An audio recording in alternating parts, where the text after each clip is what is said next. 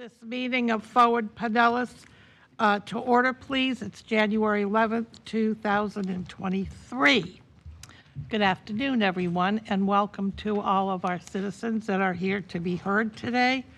I'd like to ask Commissioner Eggers if he would please give the pledge and the invocation. Let us pray. Dear Heavenly Father, thank you for this beautiful day and for the time you have given us to do the work of the residents of Pinellas County. This work is always about doing what is best for our residents. Help us to stay focused. I thank you for the members of this board, those who have served in the past, and for those new members being recognized today. May their hearts and minds be open to listening, to being engaged, and to forward thinking. We pray for our country, our state, and our county, all in need of your love and care during these difficult and divided times. We pray especially for those who are hurting and in need of food, of shelter, and of care. May we all be of service to others as we care for our own families as well. Today we ask for a special blessing for Nazir Blashami, 79 years old, another resident who has lost their life on our byways in Pinellas County, and Stella Mema, who was injured at the same accident this past Saturday in Dunedin. Wrap your arms around their family and give them strength and peace during these difficult times. We ask all of this and all for our personal intentions in your name. Amen. Amen. I pledge allegiance to the flag of the United States of America and to the republic for which it stands, one nation, under God, indivisible, with liberty and justice for all. And it goes without saying, I would like everyone to please silence their cell phones, mine included. Thank you. And now for introductions. And I am Janet Long, and I'm your new chair for Forward Pinellas this coming year. So if I make some mistakes, Whit is going to, you might want to slide over so you can nudge me a bit. Tina will correct both of us. Okay, Tina, pay attention. Are there any citizens to be heard today, Tina? I will, I promise. Tina, are there any citizens to be heard today? Yes, Madam Chair, we do have All right, a few citizens to be heard today. So without ado, I will start over here to my left and ask Mayor Buljowski to introduce herself. Please remember to put your mic on. Good afternoon, everyone. I'm Julie Ward Bujalski, Mayor of the great city of Dunedin. Yeah. Thank you. I'm Brother John Muhammad, Councilmember Muhammad of City of St. Petersburg, District 7. Welcome. Thank you. Councilmember Patty Reed, City of Pinellas Park. Welcome. Councilor Chris Burke, City of Seminole. Welcome. Vice Mayor Jared Buckman, City of Oldsmar. Thank you. Al Johnson, Mayor, St. Pete Beach. Dave Eggers, Pinellas County Commissioner. Councilmember David Albritton, City of Clearwater. Commissioner Michael Smith, City of Largo. I'm Whit Blanton, the Executive Director. Okay. And now we will do the citizens to be heard. Tina, do you want to mention who they are? Madam Chair, we have Sharon Calvert here who's asked to speak under citizens. I did not see her. Sharon, do you want to? There you go. Hi. First time I realized there's a pillar in my way. Welcome. I haven't seen you in a long time. Yes. Happy New Year. I'm Sharon Calvert, and I'm president of Fix Our Roads First, and I live in Tierra Verde. I'm here today to request that the road diet lane elimination on 34th Street South be stopped. It's unfair and wrong and inequitable to remove a lane that we have been paying with our state taxes for decades without any public hearings. There was only one open house that was held by PSTA, Forward Pinellas, or I guess they were kind of combined, in 2019 regarding this project. 64 people attended. 61 people filled out a survey, and it was a push survey. So it was one of the meetings where they have the charts and they kind of tell you what they're going to do, not really looking, and then you're supposed to give your feedback. But the comments, the written comments, were not in support of this project. Paradigm shifts have occurred and transit ridership has declined significantly and is not predicted to get back to even pre-pandemic levels. Redevelopment is occurring all down 34th Street, including over 1,000 apartment complexes, many of them luxury ones, with huge parking garages. So you're redeveloping all along 34th Street South with multifamily residents and parking garages, and now you're going to take out a vehicle lane for a bus-only lane. I do not believe that the Sunrunner is a model to follow. It has made those roads actually more dangerous as people use them weaving in and out of that lane. So we'll have to see what happens since it's still so new. But I do not believe that is a model to follow for transit. I believe that you can use technology and innovation much better and more cost effectively to provide transit. And traditional transit is almost becoming, antiquated at this time. So I'm asking that all FDOT, PSTA, and Ford Pinellas stop the removal of valuable lanes of vehicle traffic on a road that actually functions. Again, removing lanes of vehicle traffic when you're redeveloping, putting skyrise apartment complexes with huge parking garages, which means everybody's bringing their vehicles to make a road less efficient and competent than it is today, does not make sense. I ask that you remove the lane elimination from the 34th Street project that's in the Forward Pinellas work program. Thank you. Thank you. Next up. There's no other citizens to be heard, Madam Chair. Oh, okay.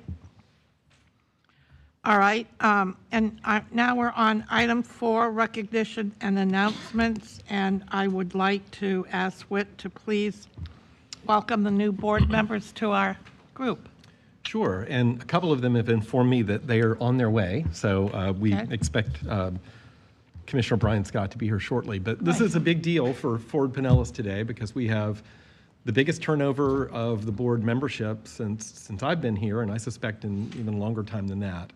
So I want to welcome Mayor Ellen Johnson to our board today. Commissioner Jared Buckman, thank you for being here as well. Councilmember Mohammed, and we'll have Brian Scott join us shortly. But that's 5 new members out of our 13. So in recognition, I'm sorry, Councilmember Chris Burke, Councilor Chris Burke, thank you. I see you over there. And I've had the pleasure of sitting down with each of these individuals and giving them a little bit of an orientation, but in recognition of this big changeover and how much of a learning curve it is with the Metropolitan Planning Organization and the Pinellas Planning Council and the work we do, we are scheduling an orientation meeting for everybody February 8th. I think it would be even enlightening for some of our more seasoned board members, but certainly want to get the new board members there, and we promise it'll be a helpful part of your learning curve. One other thing that we'll be talking about next month is a potential reapportionment plan of our board, because we recognize that some of these rotating seats that are only 2 years in length barely give you enough time to get up to speed, and then you're termed off, and then it's the next city's opportunity. So we're going to be looking at some of that. So just a couple of heads up about maybe some potential changes with the board, but welcome to each of you, and I look forward to your contributions this year. And so Whit, on February 8th, what time of the day is the orientation? It'll be 11:30. And where is it going? It'll be here, Okay. and Tina, we're providing lunch as well as part of that orientation. Right? Wonderful. Mr. Buckman, I'd like you to take 2 minutes, please, and share with everyone where you're from and the area that you represent. So thank you, Madam Chair. My name is Jared Buckman. I'm based out of Oldsmar, Florida. Serve on the council there Could you with do your 4. mic, please? Press your mic button. It is on. Oh, it is. Okay. All right, good. I thought I had it. Yeah, sorry. Based out of Oldsmar, Florida, work with 4 wonderful individuals over there on the council. Recently asked by the mayor to serve on this council here. I'll be representing Oldsmar, the city of Safety Harbor, and the city of Tarpon Springs. Excellent. Well, thank you for joining us. Mayor Johnson, how about you? Yeah, I'm fortunate enough to be the mayor of St. Pete Beach and also the current president of the Big C, which includes all the Beach Island communities, and I represent them on this board. I've been living on the beach for 25 years and in this area for 43, so I'm familiar with some of the challenges we have at trying to get around the most densely populated county in the state, so I'm looking forward to this. Thank you. Nice to have you here. Councilor Mohammed, how about you? Brother John Mohammed, Councilmember Mohammed of the City of St. Petersburg, District 7, and not sure what else we need to say about that. I'm actually was appointed to complete the term of a council member who resigned, so I was appointed in October, so I'm still in like my first 90 days on the job, and I was appointed here to replace Council Member Gabbard, who was recently elected chair of St. Petersburg City Council. I'm happy to Welcome. be here. Councilor Burke. Greetings, thank you. Chris Burke from City of Seminole. I represent the inland communities of Seminole, South Pasadena, Bel Air Bluffs, and Cannon City. Welcome. And our illustrious Commissioner Brian Scott has joined us, so maybe you'd like to share what district you represent. Well, thank you, Commissioner Long. Apologize for being a few minutes late. I was at a Leadership Pinellas luncheon panel discussion, so I ran a little bit late. But I am Pinellas County Commission representing District 2, which is at large. Welcome, everyone. Nice to have you here. And this is a very complicated board, I found. So when you have orientations and opportunities to learn, please take advantage of them because there's a lot of moving pieces here at Forward Pinellas. Madam Chair, if I may, Absolutely. I'd like to point out that Councilor Burke is a retired law enforcement officer from the city of Largo. Is that correct?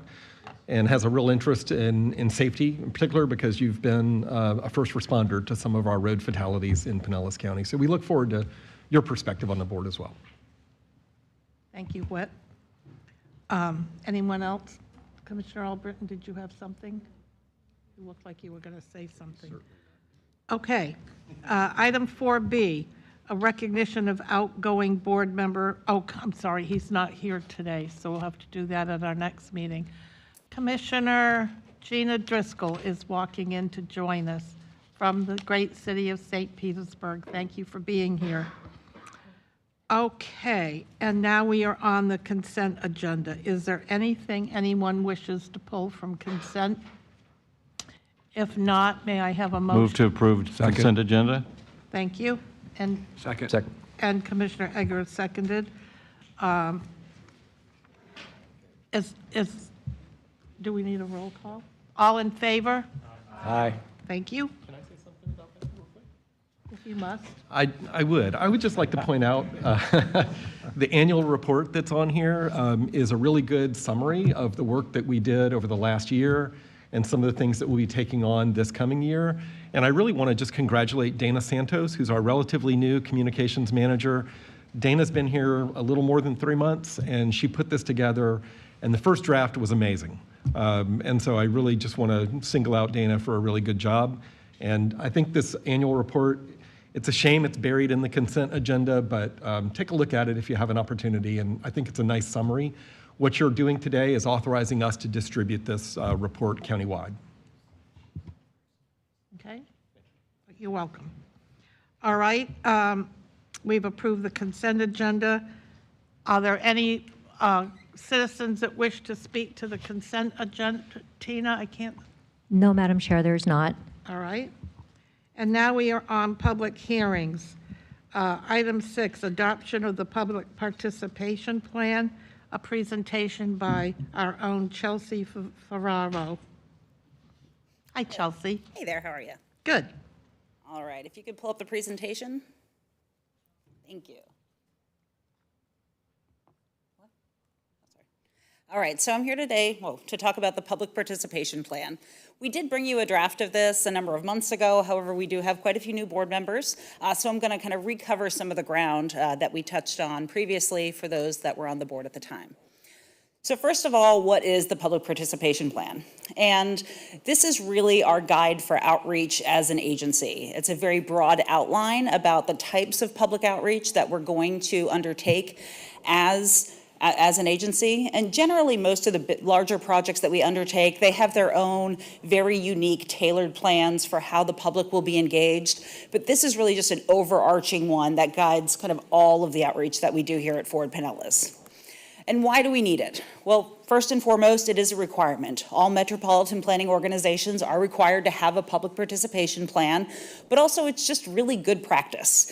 We like being able to be very clear to the public about how we do plan to engage them, what tools we're going to use, so that it's really just a seamless interaction with the public, and it really makes sure that we also address all segments of the community throughout all the planning that we do.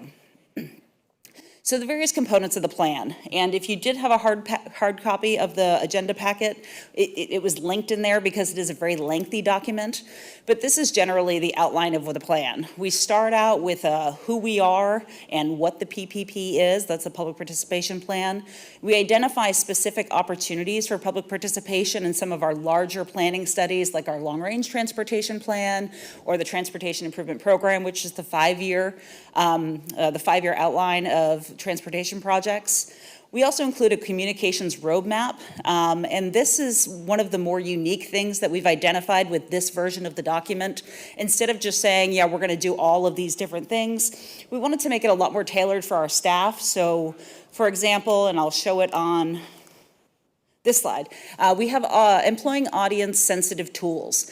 If our staff is working in an area that may have a higher percentage of the population above the age of 65, maybe with those communities we want to target Facebook ads or traditional media outlets, compared to if we're reaching out to younger segments of our population, we might want to look at using Instagram or text polling or some of those other strategies. So this way our staff can very quickly go to here and look at a menu of options that may be the most appropriate for reaching different segments of the population, depending on the planning project that's underway at the time. Another community that we have a target on is parents. We know that parents have limited time, limited resources. So one example recently that we did was through our Alt-19 corridor study. We included a kids corner. That way parents that came to that outreach had a place that their children could go and play, have snacks, and that way the parents could otherwise engage with our outreach opportunities. So that's really just kind of a high level. There's a lot more details in the packet. We did open the public comment period on the public participation plan back in October. Since that time, we received 3 public comments. One comment was, great job. One comment was related to, we think you're on the right track. And the third was, we really want to make sure that we see you going to places that people already are, which is something that we've been working towards as an agency and over the past, I'd say 5 years. We don't do a whole lot of standalone public events. We try to get out there into the community, set up a table at Oktoberfest or the Orange Festival that was up in the city of Dunedin. We make sure that we get around to where people already are, so I believe that we're already responsive to the comment that we received. So the public comment period was open for a minimum of 45 days as per federal law, and today we're bringing you the final plan, and so we're asking for your action to approve that plan today, and then we'll begin implementing the plan going forward. And I'm happy to take any questions that you may have. Any questions from the board? Comments? Yes. So I like this. I like that we get out into the community and trying to reach them where they are. How does a city, how do you link up with cities? Do they reach out to you or do you reach out to the cities for their events that they're doing that good populations? It's kind of a two-way street. We definitely monitor public events that are going on through our various channels. We ask that our technical coordinating committee and citizens advisory committee members let us know when events are coming up. We did a recent internet search and we realized Largo has a touch-a-truck coming up on the 21st, so we'll be there.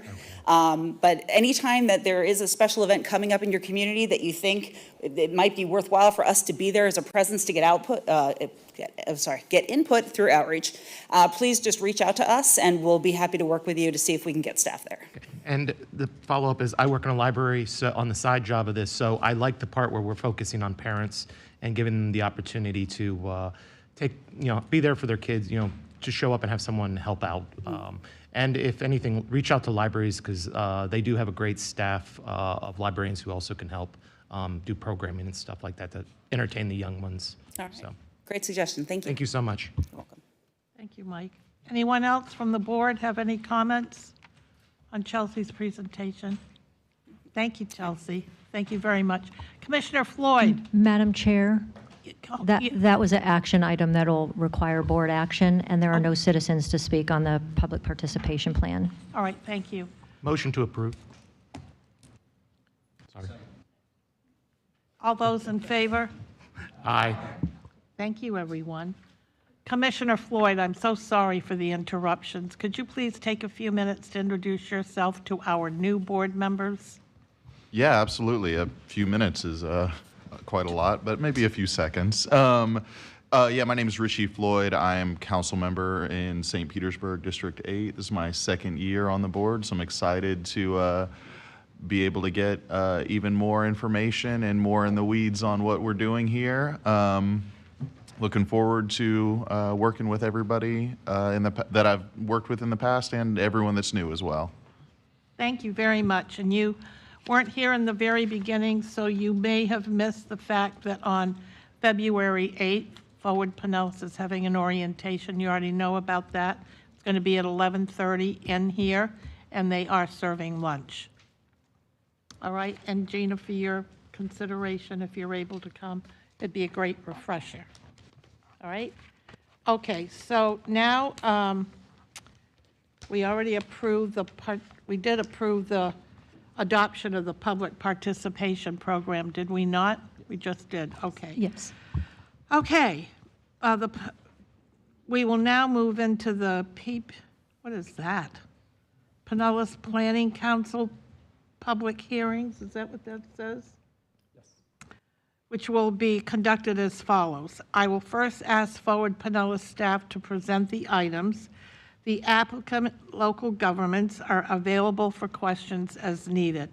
Once each presentation is given, I will then ask for proponents of the proposal to speak, then opponents, and finally, any other citizens who wish to comment or ask questions on the case.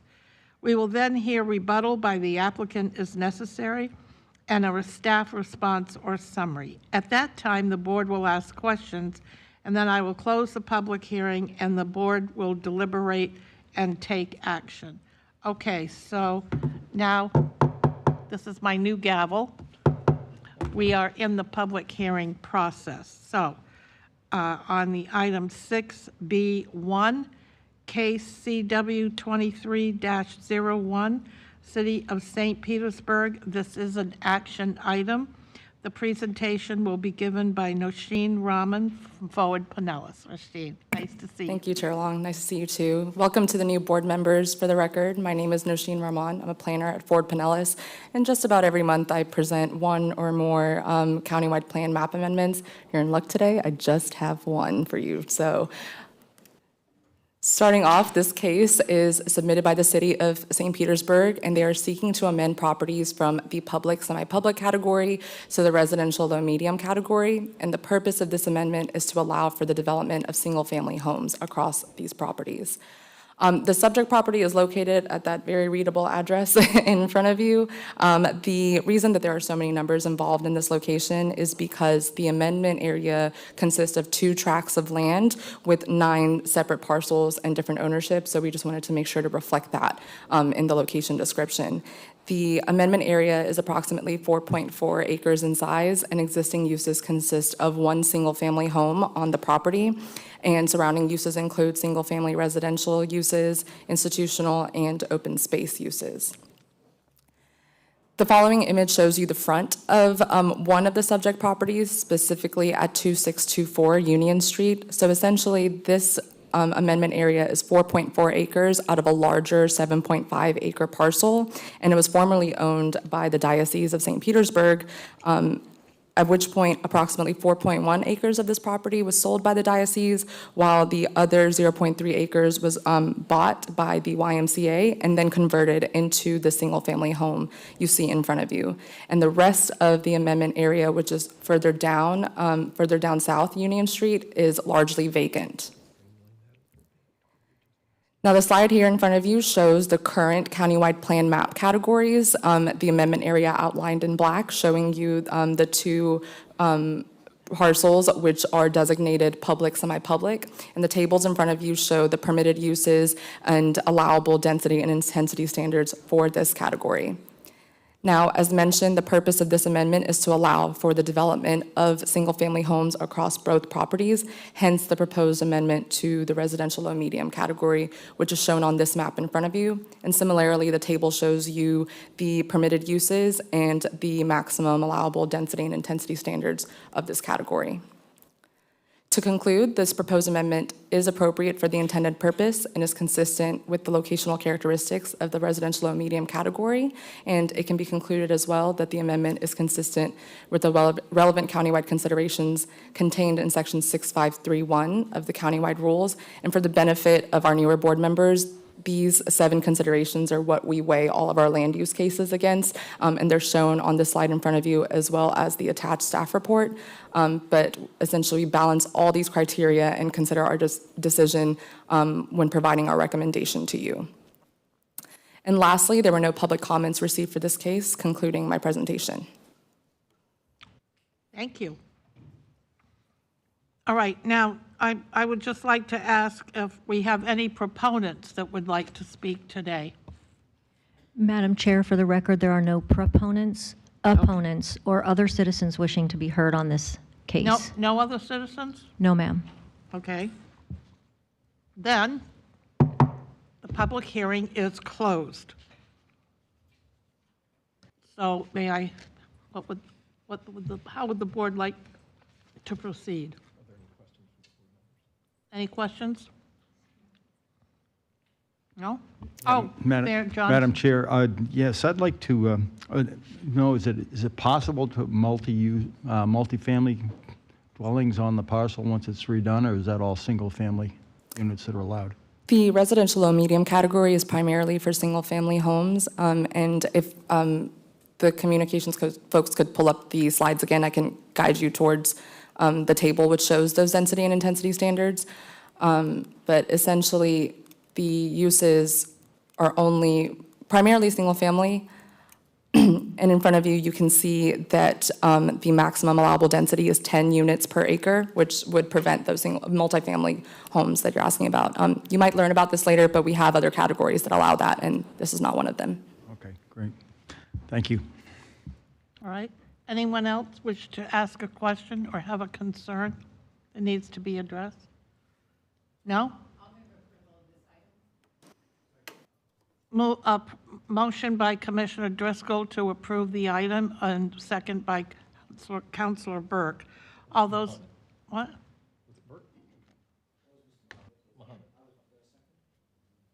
Oh, you're second? Okay, I apologize, Madam Clerk, wherever you, okay. Okay. All those in favor? Aye. Aye. Opposed? The motion passes. Thank you very much. Now we are on item 7, which is a presentation of the PSTA activity report. Gina, are you prepared to give that? Yes, thank you. You're welcome. The PSTA board met last on December 7th, 2022. We had a discussion around, well, first we recognized our outgoing chair, and I'm honored to be serving as the chair of PSTA for this year. The vice chair will be Mayor Dan Saraki of the great city of Oldsmar, and our secretary treasurer is County Commissioner Renee Flowers. There was a report given on PSTA's 2022 Employee Engagement Survey with highlights including increased participation by both union and non-union employees. And there were more employees this year that said that they felt more engaged than in prior years due to PSTA's emphasis on diversity training and development and in their contributions to the mission. Also, there was a 1-month update on Sunrunner because at that point on December 7th, Sunrunner had been operating for just over a month. A great survey was conducted So we got some results from that, as well as the ridership numbers. For a few points I wanted to make everyone aware of is that there's been for including the other routes that travel in that corridor, there's now a 30% increase of ridership on weekdays and 60% on the weekends within the corridor. And that's with all of what we have operating along the way there. There were over 4,500 riders on the day of Halloween on Central, which was the first big event after the launch of the Sunrunner. So that was quite successful, and we've seen higher numbers on those days when there is an event, and they're actually pulling more buses online during that time. It's a new service, and so we're making those adjustments as we see those needs come up. The top ridership numbers are, again, on weekends and Saturdays, or Saturdays in particular, and then number 2 would be on Sundays. One of the graphs that we got, and if it pleases the chair and Mr. Blanton, I'd be happy to forward this presentation to you so that you can share it with everyone. It includes some of the high volume stops along the way, so we're measuring which stops get the most use. In downtown St. Pete, the one at First Avenue North and 5th Street is one of the highest, actually the highest. Others that are notable include the St. Pete Beach Access Point and also First Avenue South and the Grand Central Station site. In the survey, looking at the age ranges, that was one of the questions, and I was pleasantly surprised to see pretty even numbers throughout the different age brackets of those who are actually using the Sunrunner. So it's something that I think is resonating with people of different age groups, and it really showed in that survey. Also notable was that people were asked if they hadn't taken the Sunrunner, how would they have made their trip?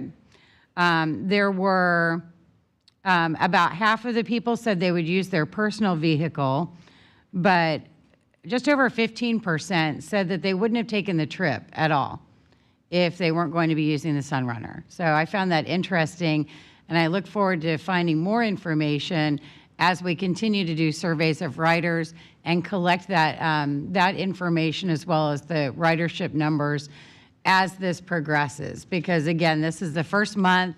It's the bright, shiny new object. We definitely want to keep looking at this to make sure that we have ways to maintain that success long term.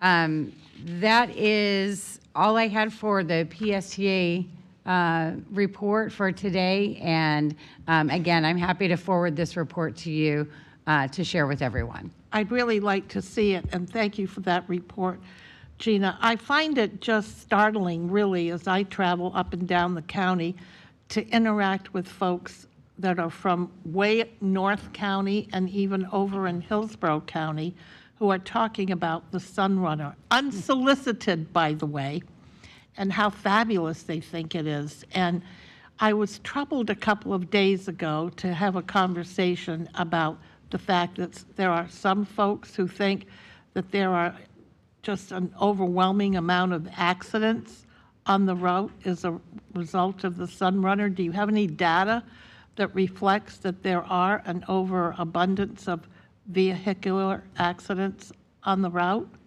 I don't have that as part of this report, but I would be happy to do that research and report back, and perhaps during my next PSTA report at this meeting next month, I can share some of that information. I think it would be very valuable, because when folks make those kind of comments and they don't have any data to back it up except hearsay, I don't find that to be helpful to moving the issue of public transportation forward. So if you could get that data, I think it would be worthwhile for all of us. I agree, and I'm on it. Yeah, I know. Thank you very much. I thought you might be. Madam Chair, we Yeah. were thinking that maybe at the 6-month mark, we would ask PSTA to come and give a formal presentation and cover some of those topics. But if you can get some preliminary data, that would be helpful as well for next That's month. a great idea, Whit. Thank you. Anyone else have any comments? Yes, Councilor Burke. Just a note to take back to the PSTA board. The plan, whoever thought of it, to have the Sun Run and run down to the pier for New Year's Eve and the beach trolley access that. The weather didn't cooperate much, but that was a fabulous idea. I hope that continues. Thank you. Anyone else? Anybody? Anyone from the audience, Tina, that has a comment on this particular issue? No, Madam Chair. Okay. Madam Chair, we do have a citizen here who missed the public comment period by going to a different location. Do you want to entertain citizen comment now, or do you want to wait a little bit? Well, that would be fine. Might as well do it now while we're on the subject matter. Okay. Who are they? Madam Chair, we have Gina Fody here. I'm sorry, I didn't hear the Her name is Gina Fody. She'd like to address the board, and she'll be given 3 minutes as if she were here under citizens' comments. All right, is she here now? Well, how about come on up to the mic then?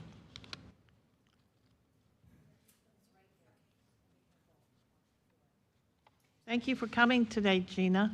Thank you so much for having me. This is a perfect example of the experience I've had during the Teal study, to have a voice. I'm an artist and small business owner in the Warehouse Arts District, and I participated in it.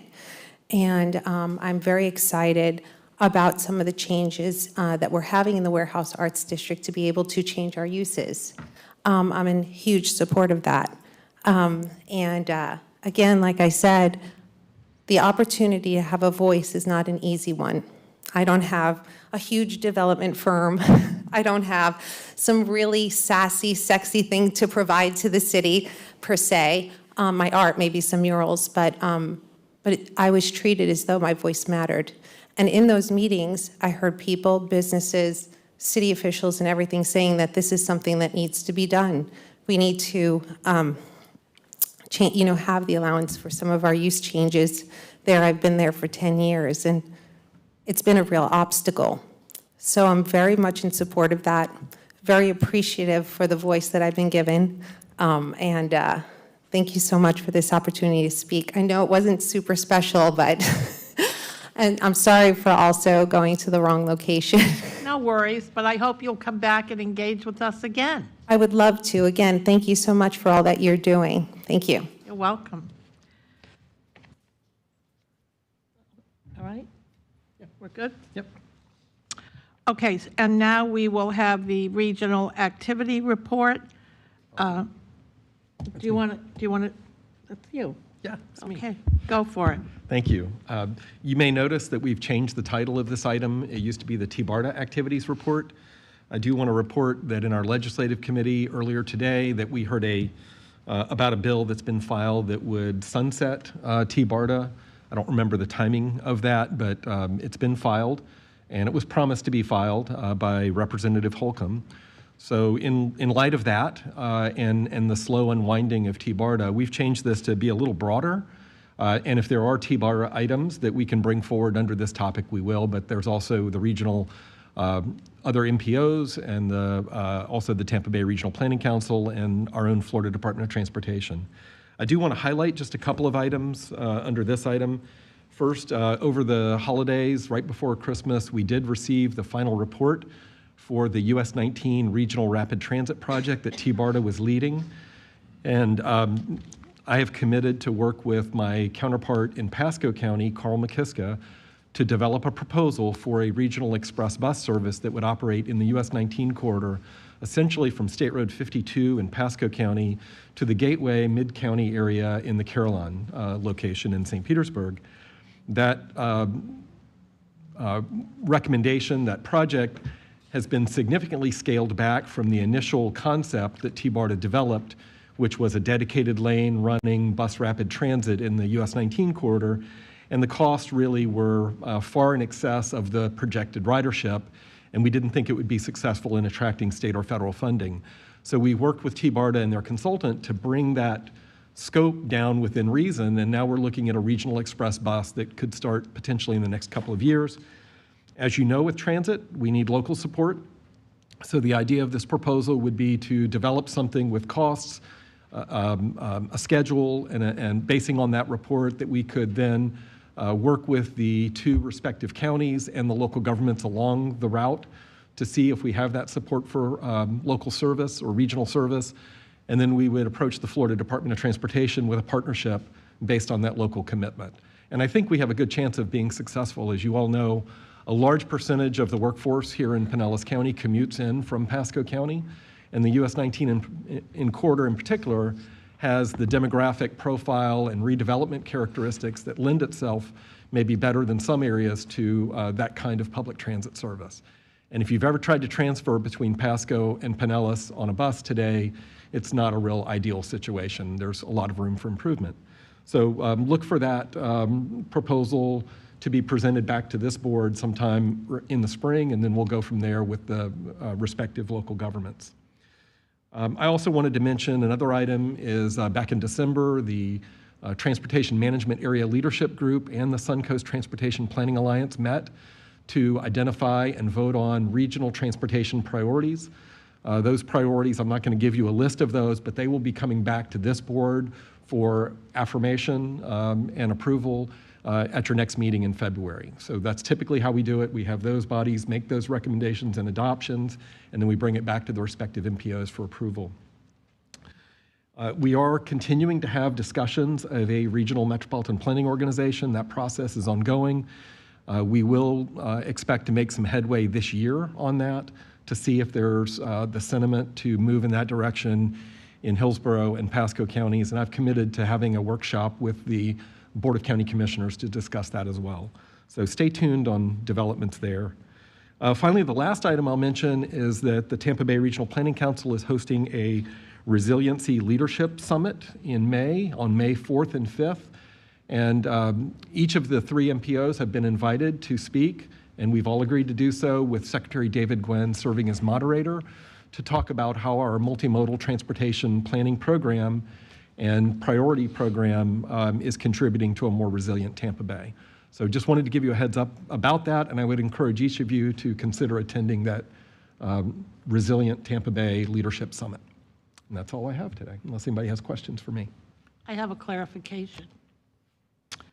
The Leadership Summit for Resiliency in May is going to be at the Trade Winds, and the agenda has been shaping up to be quite extraordinary, so I hope all of you will make an opportunity to try and attend, at least some portion of it for sure. All right? Okay. Once again, are there any comments to be made by the public? Tina? No, Madam Chair. Okay. Then let's go to item 7C, approval of the Target Employment and Industrial Land Study update. It's an action presentation by Jared Austin, Forward Pinellas staff, with Catherine Ang, Renaissance Planning Group, and Jeffrey Dickinson, SB Friedman Development Advisors. Welcome. Right. Hi there. Hello, and Happy New Year to everyone, and welcome to our new board members. For those of you who don't know, my name is Jared Austin. I'm a principal planner here with Forward Pinellas, and have been the primary project manager from our staff for the Target Employment and Industrial Land Study Update, or TEALS update as we've called it. I'll be honest, I don't know that I could have provided a better introduction for this work than what Gina spoke about earlier, and the work that's gone into this report and the local involvement that's been a part of this. It's hard to believe that this process, this update began over a year ago, and since then, again, as Gina had alluded to, we've met with a number of our local partners, local governments, CEOs, real estate developers, local community groups, the list goes on, that have really helped to inform this report and its findings. And two in particular I'd like to mention just specifically that have been really an invaluable resource in this work and helping to guide it have been our folks over at Pinellas County Economic Development and Pinellas County Housing and Community Development, who are here today with others to really show their support for this work. So that's probably enough for me. I'll go ahead and hand it over to our consultant team, which consists of Kate Angie with Renaissance Planning Group and Jeff Dickinson from SB Friedman. And one thing I also just want to add as a point of clarification too as well is that today we're really just looking to approve, we're looking for approval, or recommendation for approval of the TEALS report and its associated findings, which our consultant staff's going to walk through. But the actual changes to the countywide plan that will then allow our locals to go on and update their local planning initiatives to reflect a lot of these findings will not actually begin till May, and it will come back to you for your approval then. So again, this is just the approval of the recommendations and findings within the report. So, Whit, Madam Chair, just have a comment real quick before they get started. I spoke with Whit yesterday, or the day before yesterday, about the report, and I'm excited to hear the presentation today. And I just thought, because we have so many new folks, that I asked Whit if it would be okay, we'll see how things go today, to possibly have a second go-around of this study in February before we actually approve it. Sometimes it's good to see it twice, and some of us have seen it already 2 or 3 times, but there are a lot of new people. So I just wanted to offer that up as a way to reduce the push or the pressure that might be to approve something that we may not be ready for. And if we are, we are. So anyway, that was my only comment. Thank you. Thank you, Commissioner Eggers. And as you said, let's wait till we get through it and see where we are, and I think we'll be in better shape. And I don't see Secretary Quinn. Is he here? What? I thought he was coming.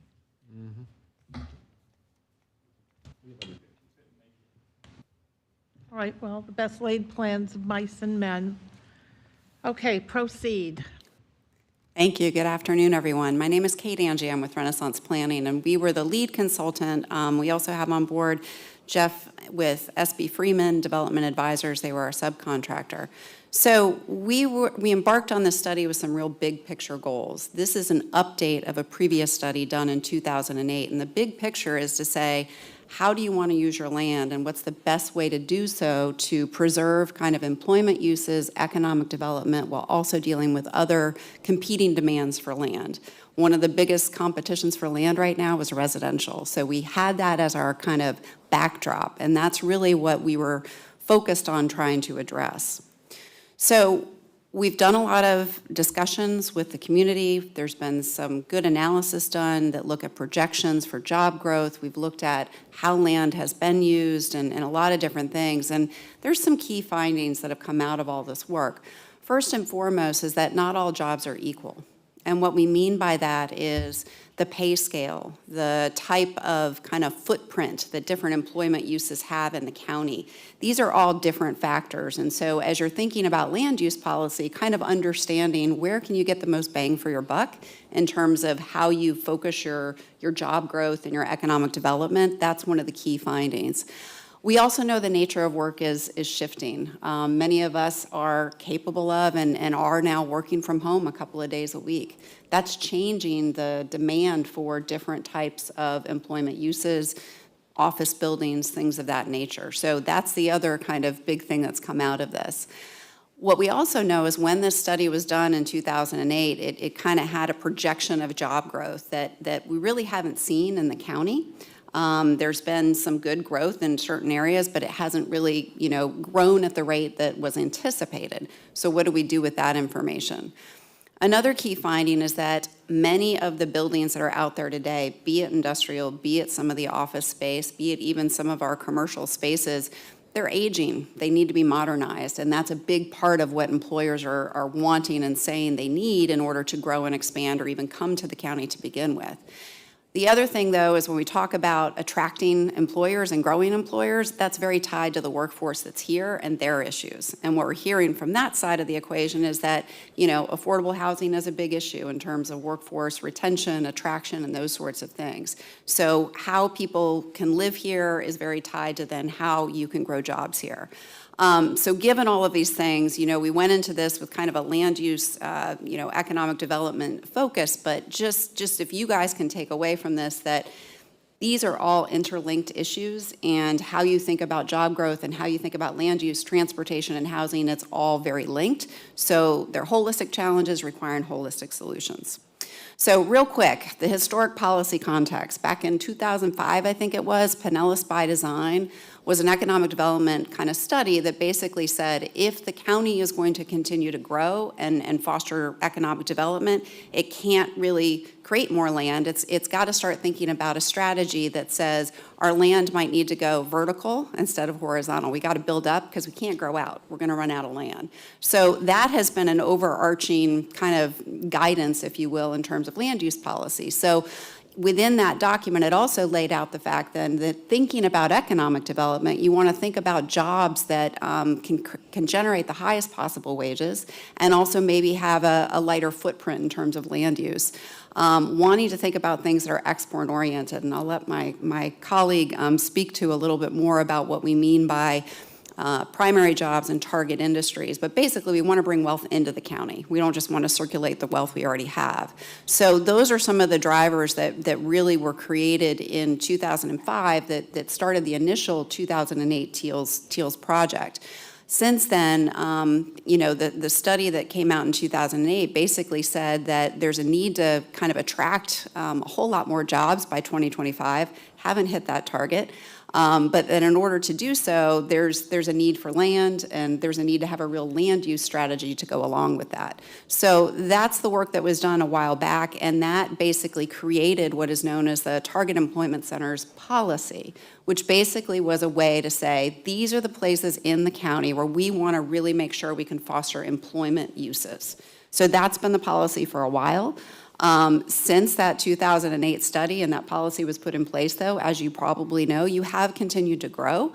You have continued to attract more people to the county. So land is becoming more scarce. So there's tension now to kind of see, does every piece of property that was designated for employment need to stay employment? If so, why? What are the benefits? That sort of thing. So that's kind of what kind of started our study, if you will, in terms of the background. Well, when we did some preliminary analysis, we said, okay, well, what's happened since 2009?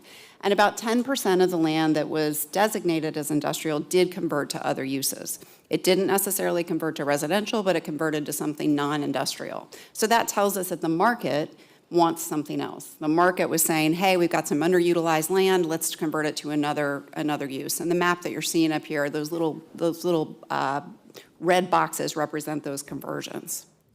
What we also saw then were some changes in employment. And with that, I'm actually going to let Jeff speak to some of the employment trends and kind of the workforce development issues in the county. Thanks, Kate. Good afternoon, everybody. Yeah, so the county, it's a little bit going backwards, and it's probably something you all know. I appreciate the opportunity to hear where everybody's coming from, by the way, earlier. I wasn't sure everybody's background, but you all know the county is a huge employment center in the region. And so that's a fundamental fact. You're not just a bedroom community. You're not, and I say that maybe I won't mention any other counties, but there are some counties that are more bedroom oriented than Pasco, and than Pinellas, a slip of the tongue. But anyhow, it's an important part of your tax base. It's an important part of your community. And as Kate said, it's a challenging situation as we saw real estate trends changing over the past few years. These are the employment trends that Kate referred to as well. This is the trend line of total jobs in the county segmented by employment type. There was a dip in the Great Recession, as I think we all know. We've seen recovery, and we've seen recovery in the industrial and office spaces significantly. But again, it's nowhere near a rocket ship to the moon, as I think the previous study had hoped for or contemplated. Nevertheless, because of the antiquated, in many cases, buildings, you still need to think, and property owners, about how to attract and retain these high-quality employers in their jobs. And that takes thoughtful land use policy and other policies. The fundamental premise that, again, Kate, I think, mentioned is, from an economic development strategy point of view, if you seek and succeed in growing primary jobs, called primary employment, these are the importing jobs, the jobs that sell business out of this county into other parts of the state and the country. That's going to grow the overall economy. Then there's the go-along stuff that comes with it. Everybody needs to go to the gas station. You don't need a bunch more gas. You got to go to the doctor. Those are things that really aren't import-export oriented. People go shopping. People need to go to the grocery store. Those are the core, the circulating the dollars, as Kate described it, the secondary jobs. But if you can grow your primary jobs, you grow the pie. And so that's the premise, I think, fundamentally of the study years ago and this study is how do we focus our energies and make sure our land use policies are attractive for attracting and retaining primary employment. The other stuff, and to a certain extent, primary employers have more particular land use requirements Class A office buildings don't just go anywhere. They go a few places in this county. That's where they want to go. They need certain environments to succeed. Industrial is also picky, if you will. In a certain sense, it can't just go anywhere, partially because we don't want it everywhere, but partially because it needs to be near roads and other things. So you've got to really work to nurture primary jobs. The secondary ones are a little bit more flexible. So that's why it's such an important study, I think, and it's important to be thoughtful about it as an organization. We did look at the target industries that were identified in the prior study, and then we did our own analysis. The tweaks that we came up with, several of the ones that were recommended as focal points stayed the same with some tweaks. There was an addition of the marketing, let me get the words right, design and publishing segment. That's a segment that we saw in the data as a growth sector in the county, and one that is projected to continue to grow. So that informs the thinking, how do we make sure our land use policy is set up to help those types of businesses stay or come or grow, all those things. And then the med tech, life and marine science sector as well. Just some evolution of that thought. I think it was in the original study, but it's a continuing to evolve sector. We know there's significant public sector investment in this space, and we think it's another key sector to think about and be sure you're ready to accommodate. Again, all these sectors have specific real estate needs and therefore specific land use policy needs. This is the math of the wages that Kate mentioned. These are average industry wages. The target industries, average wages are in the 80s of thousands. The other primary clusters are almost 60,000, and the living wage is 45. So these are significantly higher paying jobs. Therefore, people have more disposable income to support the secondary places, like the restaurants, like the hotels, like everything, basically, the doctor, the gas station, the grocery store, everything else. So again, if we can attract these big dollar or bigger dollar employment type uses, we're going to have all the secondary benefits as a county. Other sectors that emerged beyond the target employment sectors, there's a list. Again, this is all in the report. And they're all important sectors. You need a fully balanced economy to have a strong tax base, and as a mature county as Pinellas is, you can't just do one thing, and you don't.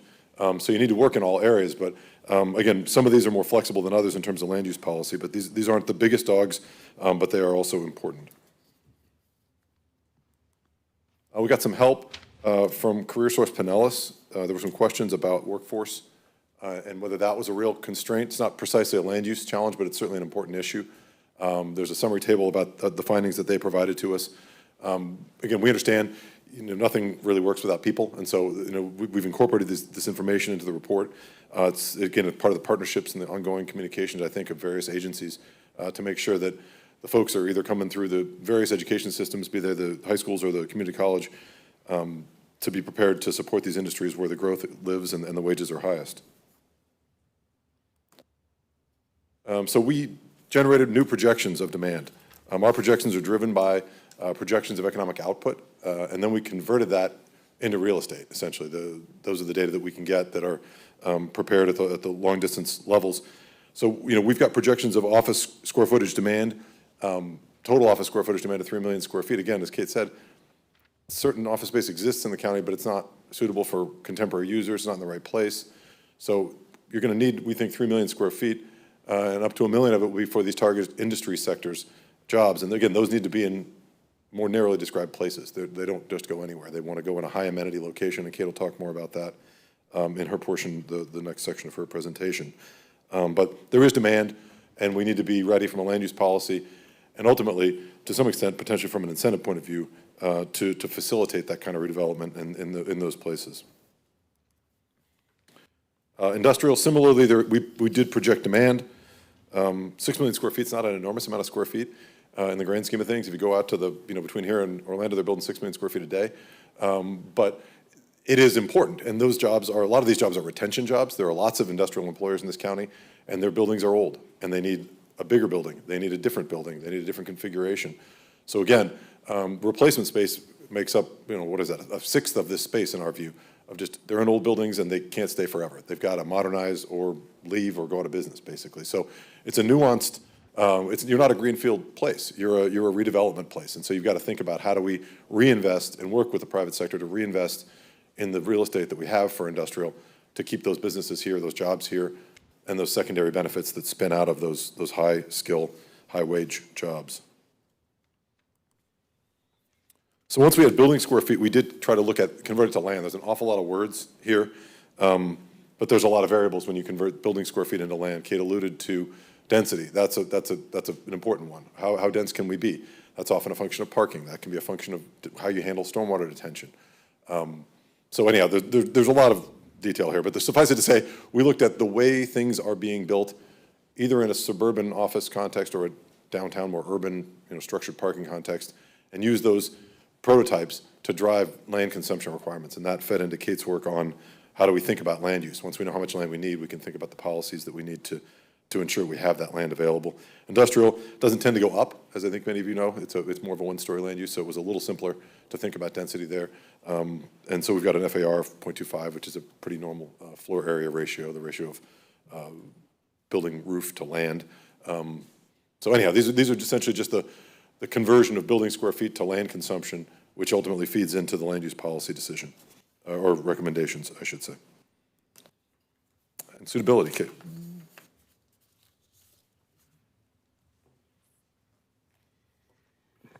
So when we think about jobs and we think about kind of where they want to locate and why they want to locate there, we did some quick analysis to basically look at the size of the vacant or the size of the acreage in the county. What is the transportation access of various parcels? What was the access to the workforce? And we say access to workforce, it's typically kind of a transit distance and or a drive distance to a certain number of workers. And then what's the proximity to other similar uses? There's this whole concept of economic clusters, and like likes to be near like. And then we also looked at quality of the urban environment. And we did a suitability analysis mapping just to kind of see where in the county are there locations that kind of light up, if you will, for both office and industrial uses. And that really was a key factor, if you will, in kind of validating what we were hearing on the ground from the folks that participated in this study, which is, hey, we want to see more jobs in these locations, or hey, this is an area that it's been one use for a while and it really needs to be converted to something else. And what you're seeing up on the screen are those heat maps with the overlay of the existing kind of target employment centers. And so the good news is many of the existing target employment centers lit up. Those are good places, but some of them actually didn't light up. And so it led us to, between the analysis as well as the feedback we were getting from different segments of the community, we wanted to designate some additional TECs and additional areas in the county where, hey, this is an area that we want to target employment growth. So the other thing we were thinking a lot about is the fact that as a county, there is benefit to having what's known as kind of a jobs housing balance. And what do I mean by that? It means that we're trying to make sure from a tax-based perspective, from a transportation perspective, that you all have kind of a balance, if you will, almost a 50-50 split. And the good news is that Pinellas kind of is right there. It's really close to that optimal balance. So as you're thinking about job growth and accommodation of kind of residential growth, you want to be mindful of those dynamics. One of the things that was supplemented our work was the Tampa Bay Regional Planning Council put together this analysis where they were trying to help illuminate, if you will, how different land uses actually contribute to different tax-based considerations and things like that. And the bottom line is, yeah, workforce development and the use of land for industrial and employment uses, it's a win-win. And right now, you all do still have plenty of land that is dedicated to those uses. So this is just reinforcing the policy that being mindful of your jobs housing balance and continuing to grow your employment base so that it keeps up with your residential growth is a win-win.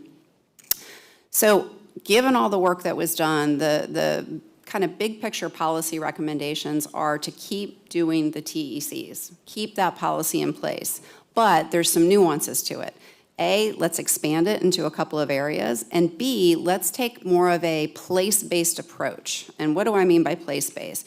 It means they are each of those areas, and what you're seeing up on the screen, kind of the big fuchsia area, which is mostly Gateway, and the blues, those are all the different TEC locations that we're proposing for this, the recommendations of the study. But each of those already has a unique character, or it has an appropriate kind of mix of uses or lack of mix of uses. And so what we're saying is that not all of these TECs should be treated equally from a land use policy perspective. So instead, let's take a place-based approach. And so the big recommendations are, let's expand the footprint of the TEC designation, the Target Employment Center designation, and let's align that with kind of the character and intentionality that already the local governments and the existing uses suggest make sense for these areas. We factored in land suitability, we factored in kind of trends on the ground, and basically we're recommending, and staff really drove a lot of this big idea of 4 different designations. So TEC local, these are areas where there's smaller scale manufacturing, there's maybe a building footprint that's supporting things like the Warehouse Arts District. Well, let's let those places become what's known as TEC local, where the local governments and local visions can really drive the land uses. The second thing is to recognize those TEC suburban industrial areas.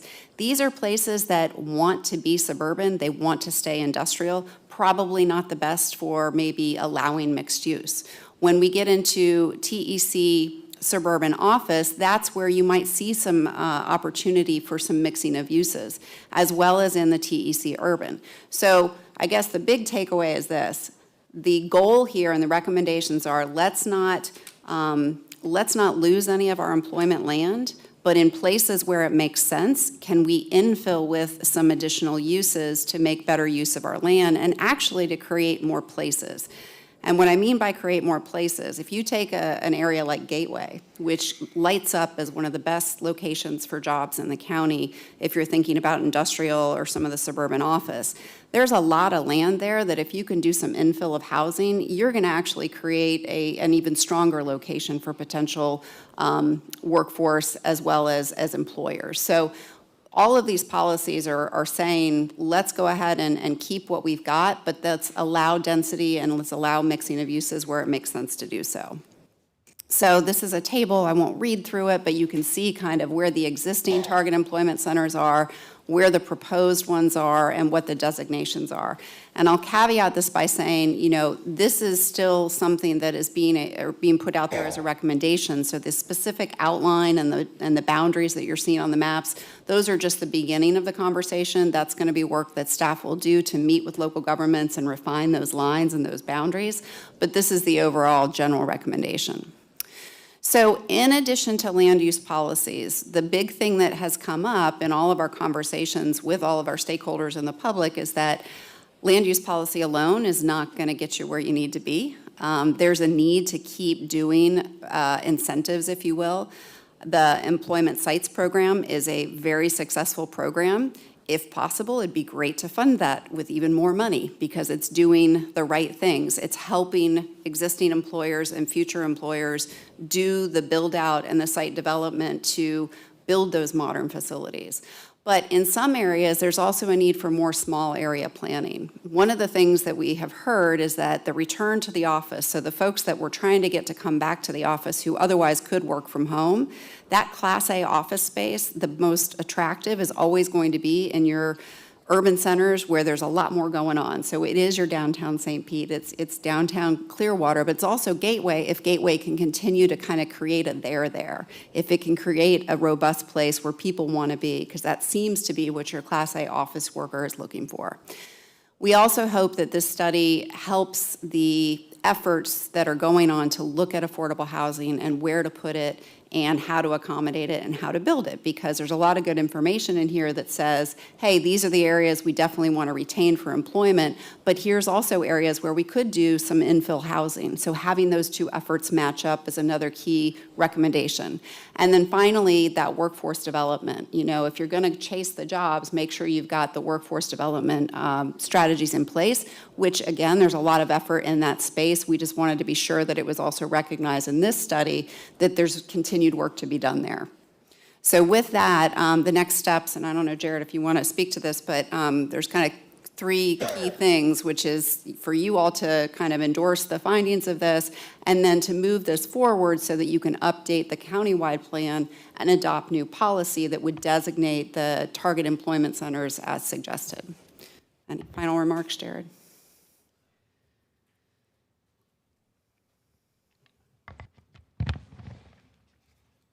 Thank you, Kate. Thank you, Jeff. I think that about hits it, but I think this slide is really important. Again, what we're looking to adopt today is more so the recommendations and findings of the report, but in terms of actually implementing into the countywide plan, that's still going to come back to you all, and we still have a lot of meetings, more meetings with our local government partners to, again, ensure that it's being implemented the right way for our various locals throughout the county. So. Thanks, Kate. Thanks, Jeff. And we'll be happy to take any questions that you may all have on the TEALS report.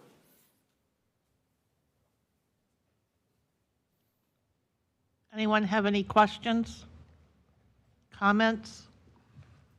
Commissioner Eggers? Yeah. Well, first of all, this is great stuff. I mean, you kind of reinforce things that kind of were in play in the early 2000s and late 2000s, before 2010. And the Great Recession, and it seems to have been, kind of coming back, if you will, but with changes, and I think that's the most important thing. How do we maximize the use of our lands, and then maximize the talent, the skill sets that we have here? So we're working with schools and universities, we're working with economic development teams from around the region to attract more businesses and that kind of thing. So. I know you're somewhat familiar with the state's recent efforts at changing how we map our own path, if you will. And what challenges with that opening up do you see with some of the things that you're talking about? Because some of the things you're talking about is just kind of where we would be naturally going, which is improving our plans and trying to get it right and having some infill opportunities, which tells me that, maybe in an industrial, 100 acres, you'd set aside, 5 acre for some infill housing or something, as opposed to what the state said is that all 100 acres could be used for affordable housing. And furthermore, I think it's even changed to make it more, you can use it for retail and all the other things that go along with it. So how do we work with that other than trying to send this report to the state House and Senate to understand more in depth what we're trying to do here? I mean, it's really important. I mean, this is. So. Yeah, I can go ahead and start, and then I think Jeff might want to say something. But I think it's something I've kind of reiterated at some of our previous meetings, but I think should be said here as well, especially with our new board members, which is that given the recent preemptions with Senate Bill 962.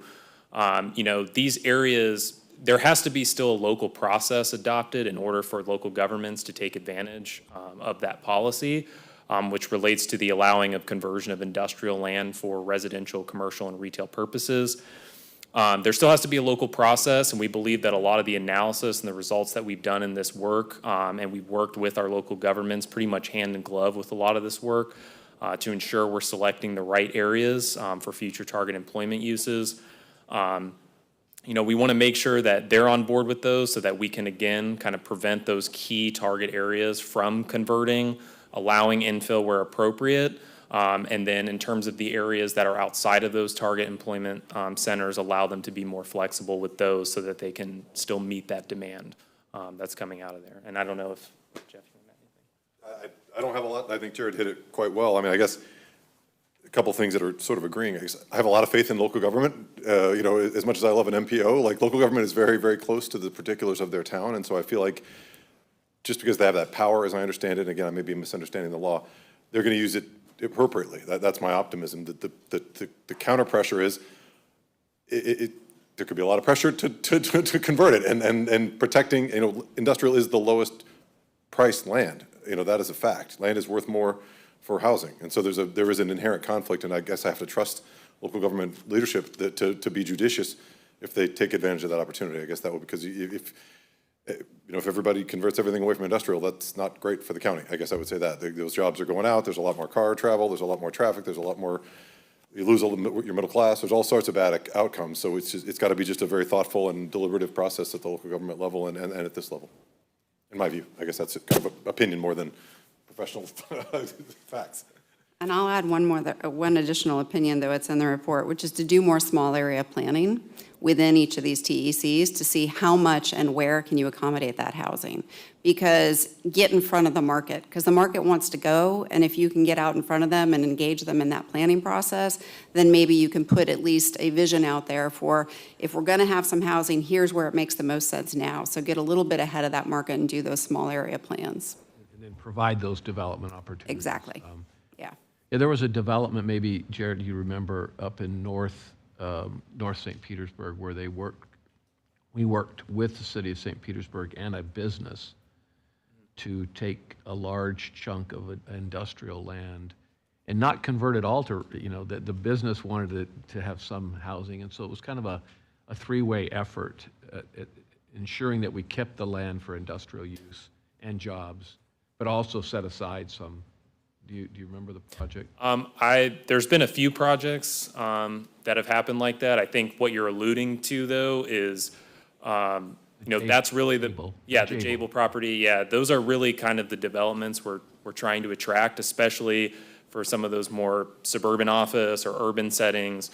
Because trying to have these lands that we have set aside convert to either or is kind of a difficult position to be in, with being the most densely urbanized, county in the entire state of Florida. So that was certainly the case of a business being forward-thinking as far as making sure that its future was preserved, but also people can live there and work in other companies in that same TEC region, I guess, of the county. So, thank you. Commissioner Bujalski? Mayor Bujalski, mic, please. Thank you. So for, I'll just use my own city as an example. Every city's got some industrial zone property. You're not encouraging us to change it, are you? No. I think, did you want to speak on that? Yeah. No, we're not encouraging those lands to convert per se, but I think to the parcels that you're referencing specifically in the city of Dunedin that are outside of our target employment centers or the proposed target employment centers, one of the findings actually that was in here is this establishing of a TEALS working group. And I think for that, we want to really convey the right people in the room, local planning and economic development professionals in conjunction with our staff, with the county's economic development staff, to really take a look at the lands that you're talking about specifically, again, that are outside of these target employment centers, and really evaluate, what maybe some of the proper uses ought to be for your community based on what you're looking to do, whether it's a mixed-use project or continuing to keep that industrial as is.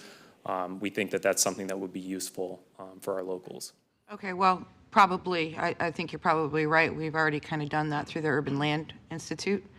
But I guess what my question is that, like, for instance, Pinellas County's Economic Development Department, given that, like, for instance, and again, I'm only using my own city, but I'm sure there are others, in Dunedin, if we're looking for assistance to help us find a replacement business for that property, are they going to help us even if we're not on the group, not on this heat map? Yeah, I mean, I don't know. Teresa, you want to? We have Pinellas County Economic Development here, so I'll let them tackle this one.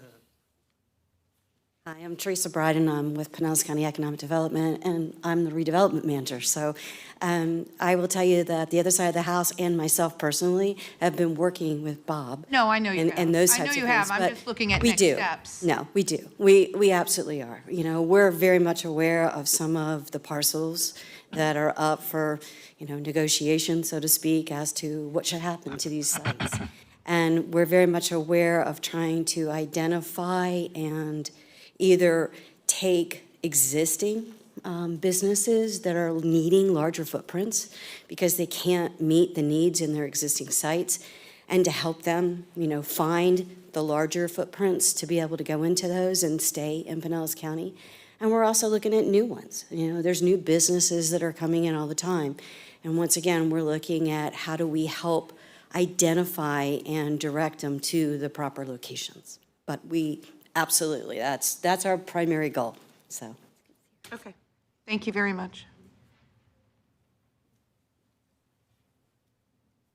Anyone else? I'd like to add a thought here, just if I may, is that many of you know that we're starting our long-range transportation plan. So having this framework is really foundational to making some decisions about how we support these target employment centers through transportation investment. Furthermore, and I briefed the county administrator about this about a month ago or 3 weeks ago, is that we also can align this with stormwater management, regional stormwater, and other sorts of upgrades, because a lot of these target employment centers that are looking to change have some stormwater management issues. And we can work together to pursue grants. And having this framework makes us much better and much more competitive at pursuing those grants because we've done the foundational planning for it. So it really, to me, the takeaway is continue to be aligned in your efforts and your strategies, and I think this gives us a strong foundation for that. Commissioner Scott. Thank you, Madam Chair. Thank you very much for this very detailed report. It's a lot of information to take in, particularly when you're seeing it for the first time.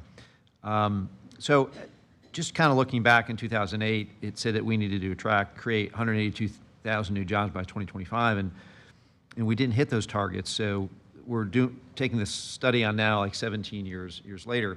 How do we get more regular updates going forward to see if we're hitting those targets? Because it seems like we've really probably should have made adjustments much sooner than this. Absolutely, completely agree. And that's why what we would like to do moving forward is obviously, Whit had mentioned that a lot of the findings in the Teals report are going to be, forming a bedrock, if you will, of our upcoming long-range transportation plan.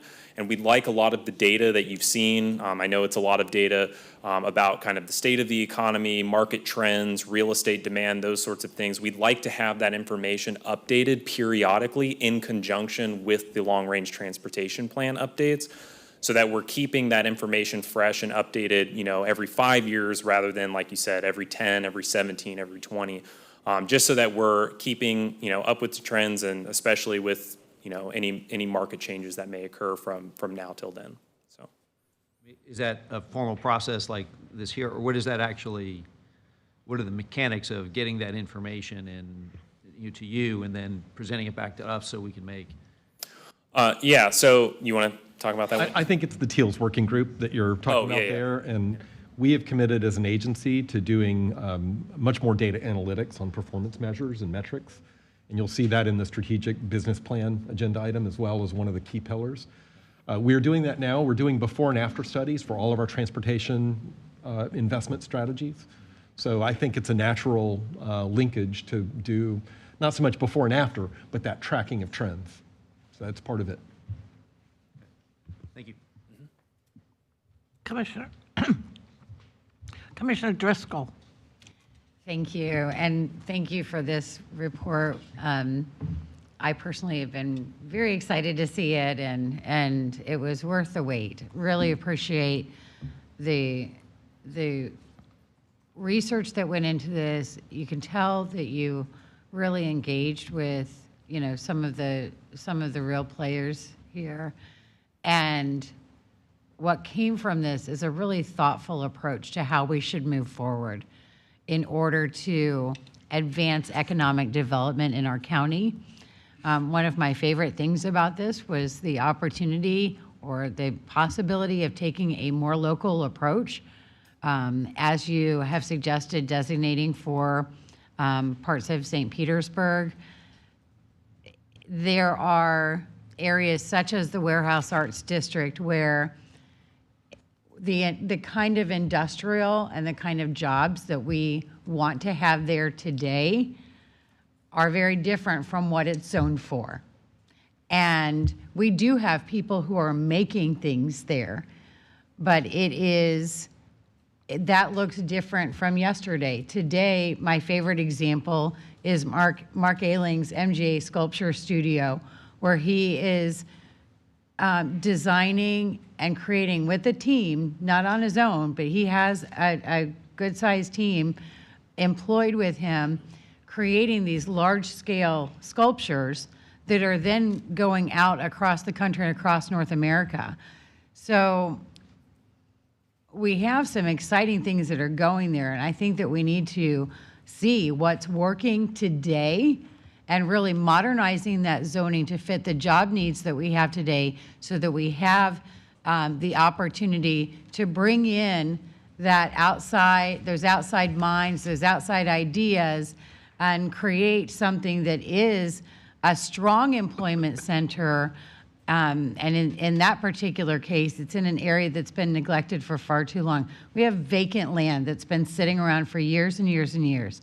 This is going to help us do something with that precious land we have left in that area that's going to benefit everyone around it. Giving the opportunity for mixed use to go in with that also plays to what people want for their lifestyles today.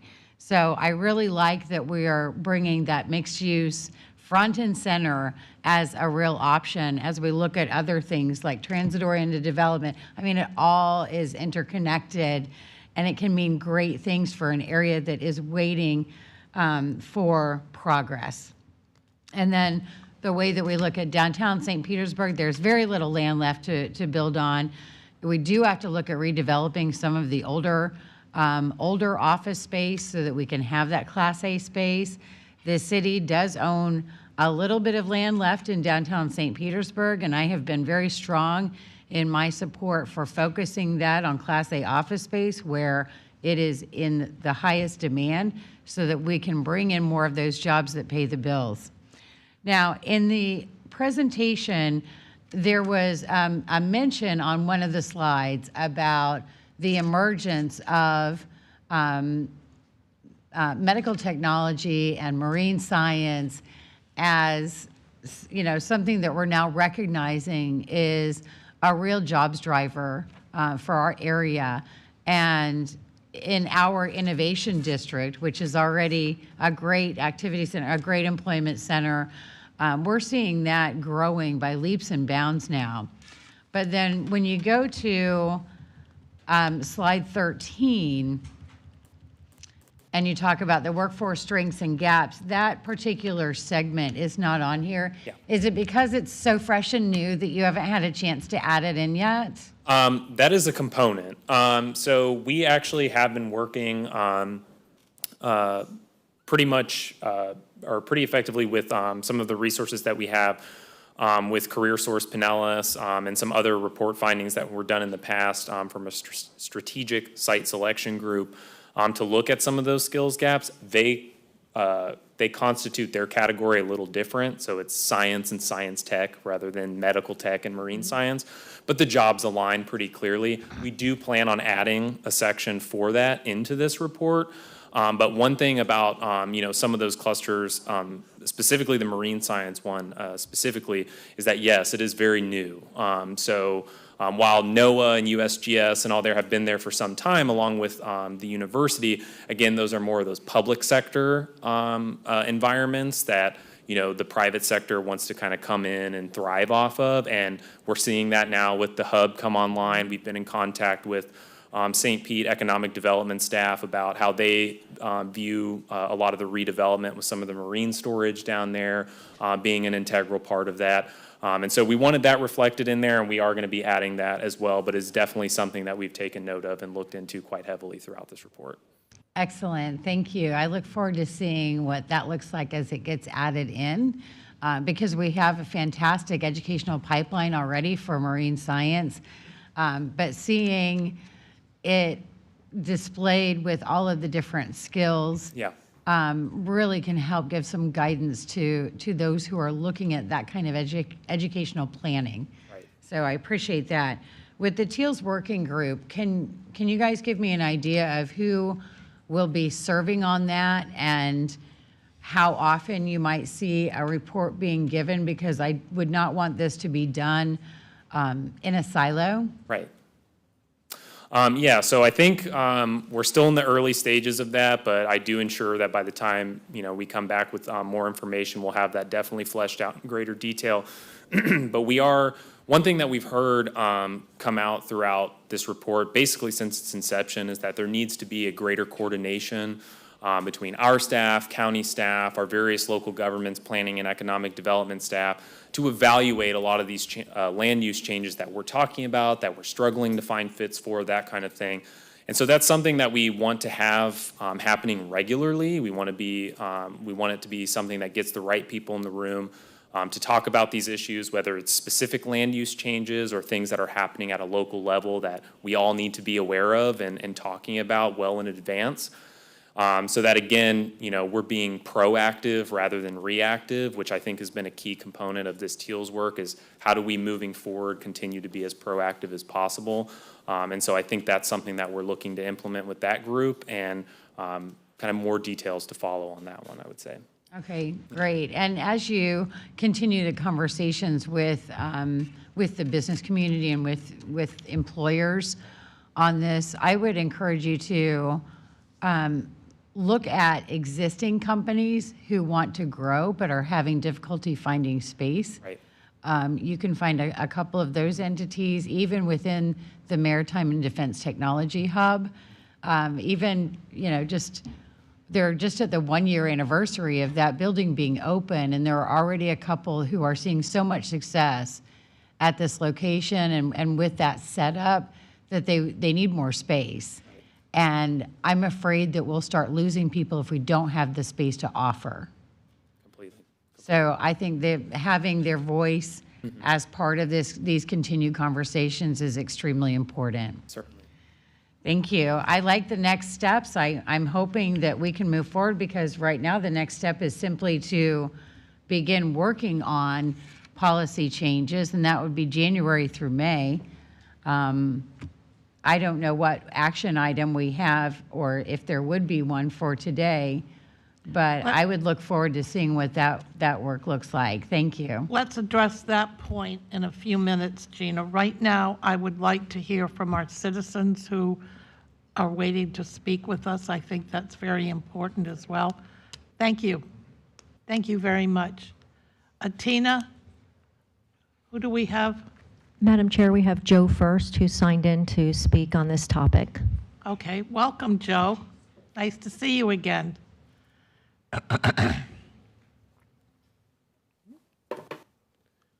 Well, thank you all. I'm very happy to be here today. For those of you that don't know me, my name is Joe First. I'm founder and managing principal of a company called Place Projects. I've been working in St. Petersburg for the last 5+ years and working on a project on the 22nd Street South corridor, right in the Warehouse Arts District, right next to the Deuces, for the last 3.5, almost 4 years, trying to help push along some of the policy conversations that are taking place now. And I'm incredibly appreciative to be here, and I really want to thank Jared and the entire team from the Forward Pinellas staff with what they were doing on the TEALS study. I've been involved in a few different studies since I started my work here, and I can tell you the community engagement that they had was by far the most. It was by far the best, and I'm very appreciative of all the work that you had done to get us here today. So who am I? So we talked about place-based work. My company is called Place Projects. That's very specific. When I first came to St. Petersburg, I was immediately drawn to this area along 22nd Street South corridor because it was peculiar. You had incredible vibrancy in the Grand Central District. You had the talks of a future bus rapid transit line that was going to be coming down First Avenue South at the stop at 22nd Street, so you had connectivity to mass transit. You had an amazing cultural and historical place of the Deuces in South St. Pete, just to the south. And then you had what I found to be the most compelling and vibrant area of the Arts District sitting just to the west. And yet, along the 22nd Street South corridor, it was primarily all vacant land, with the exception of a couple of buildings and 3 daughters for any of the people that like to frequent the breweries. And so I started to study the area and study the people and the community and say, why is this the case? I quickly learned that there was a report that was produced between the Deuces and the Warehouse Arts District called the Joint Action Plan, where those two groups came together to start to put together what the future could be for this area, and I very much agreed with the vision. So then I said, well, what's wrong? Why isn't the vision happening? The vision wasn't happening because the land that we're talking about between 1st Avenue South and 6th Avenue South was all zoned industrial. yet you had general commercial mixed use from 1st Avenue South north, and you had general commercial mixed use from 6th Avenue South. So you had this area in the middle that really became a moat that didn't allow the connectivity of these places. So I said, let me try to work on this and make it happen. So now we have, I think, the most compelling area within the city of St. Petersburg. We have proximity to the bus rapid transit line, and we have connectivity to the Pinellas Trail. The Pinellas Trail runs right through the intersection of 5th Avenue South and 22nd Street. So there are certain themes that get talked about in the Teals report that I thought were really interesting, and I want to touch on one of them right now that I thought was most appropriate. It talks about, this is the future of the TECs, and it talks about, this will require a coordinated approach to land use and transportation within TECs, including the integration of both horizontal and vertical mixed use with strong walkability and public realm enhancements. It also means better aligning these new TEC centers with priority transportation corridors and investments where future premium transit and countywide trails can continue enhancing across between the centers of employment and residential areas.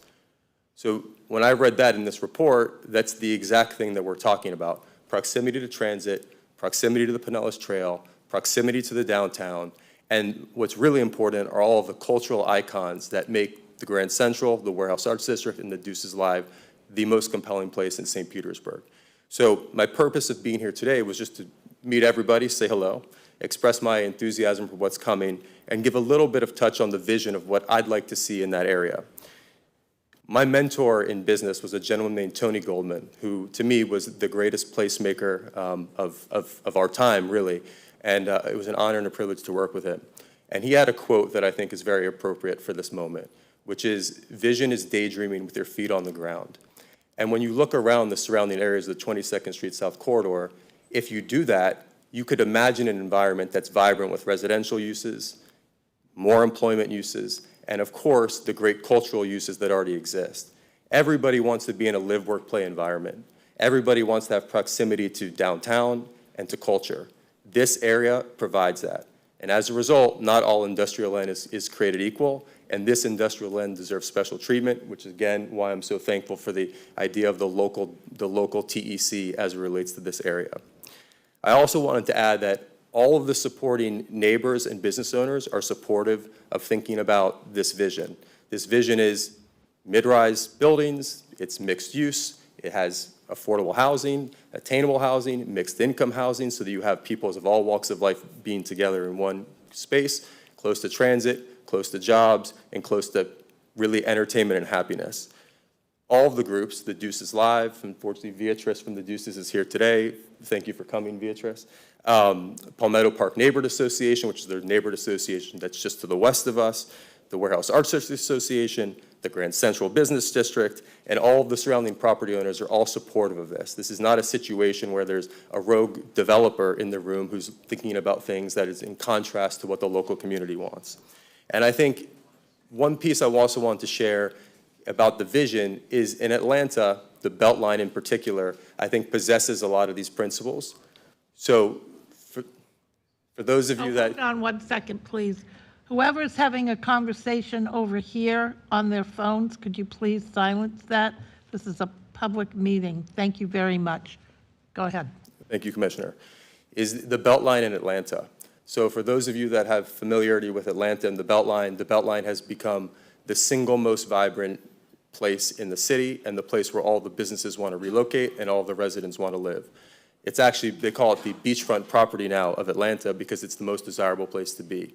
And all of that was accomplished from converting industrial lands along a trailway into a mixed-use environment that also has a requirement for affordable housing between 10 and 15% depending on the project. That is the exact vision of what we'd like to see here in the Warehouse Arts District along the 22nd Street South Corridor. So thank you so much for hearing me out and giving me this opportunity. Just so you know, there are next steps that are already underway at the City of St. Pete and through PSTA, through the station area planning initiatives of the bus rapid transit line, of course, with that station stop at 22nd Street. So hopefully we'll be back very soon with a whole new set of ordinances and code that have been produced through great consulting work in the City of St. Petersburg. So thank you so much for your time. Happy to be here. So hold on a minute. Yes. For you, Joe, if you don't mind, could you share with us what your next step is to actually keep moving forward? Because we've been talking about this project here at Forward Pinellas and in the city, as well as our county, for the last 5 years at least. Yes. So I've been working on this for over 4, so I know that conversation even started before my time. Basically, where we are now is we've been waiting for a series of public processes to unfold. The first, there's a couple at the local level, and then there's, of course, this one at the Forward Pinellas level, which is the Teal study. So the first of which was Vision 2050, which is now complete, which has recommendations that fall very much in line with what we're discussing now. The second of which was, of course, the Teal study, which is hopefully will be adopted today or at the future meeting if you feel there needs to be more time to review it. And then the third of which is the station area planning, which there was a series of recommendations that already were adopted through City of St. Pete, through this board, as well as through the county. And then the next step are the very specific regulations that will be drafted for the station area planning related to the 2 urban stations, which are at 22nd Street and at 32nd Street. And so that set of planning initiative is underway, I would say now, but it hasn't quite started yet, but we continue to urge the City of St. Pete and PSTA to get that underway. There'll be a third-party consultant that's engaged to put that together, another round of engagement with the public, and then hopefully a set of recommendations that everybody's excited about that then make their way through the city to Forward Pinellas and then to the county commission. So as a businessman and a developer, this delay that you have had in order to just start the project is costing additional dollars, is it not? I mean, the longer you wait, the more expensive it is to build. Yeah, I don't need the pity. That's a decision that I made comfortably in allocating my investment dollars to the City of St. Petersburg in this project. I think we're at the point now where that time enabled full consensus and buy-in from the local communities, and I think a lot of support and excitement. But the time is now, for sure, given how long we've been working on this, and I think the support that we've garnered. And the good news to report, at least from my perspective, is that the processes are complete, and the last process is about to be underway. It will be underway this month, as I understand, from the City of St. Petersburg. And so once the project starts, how long will it take before it's finished? Do you have any idea?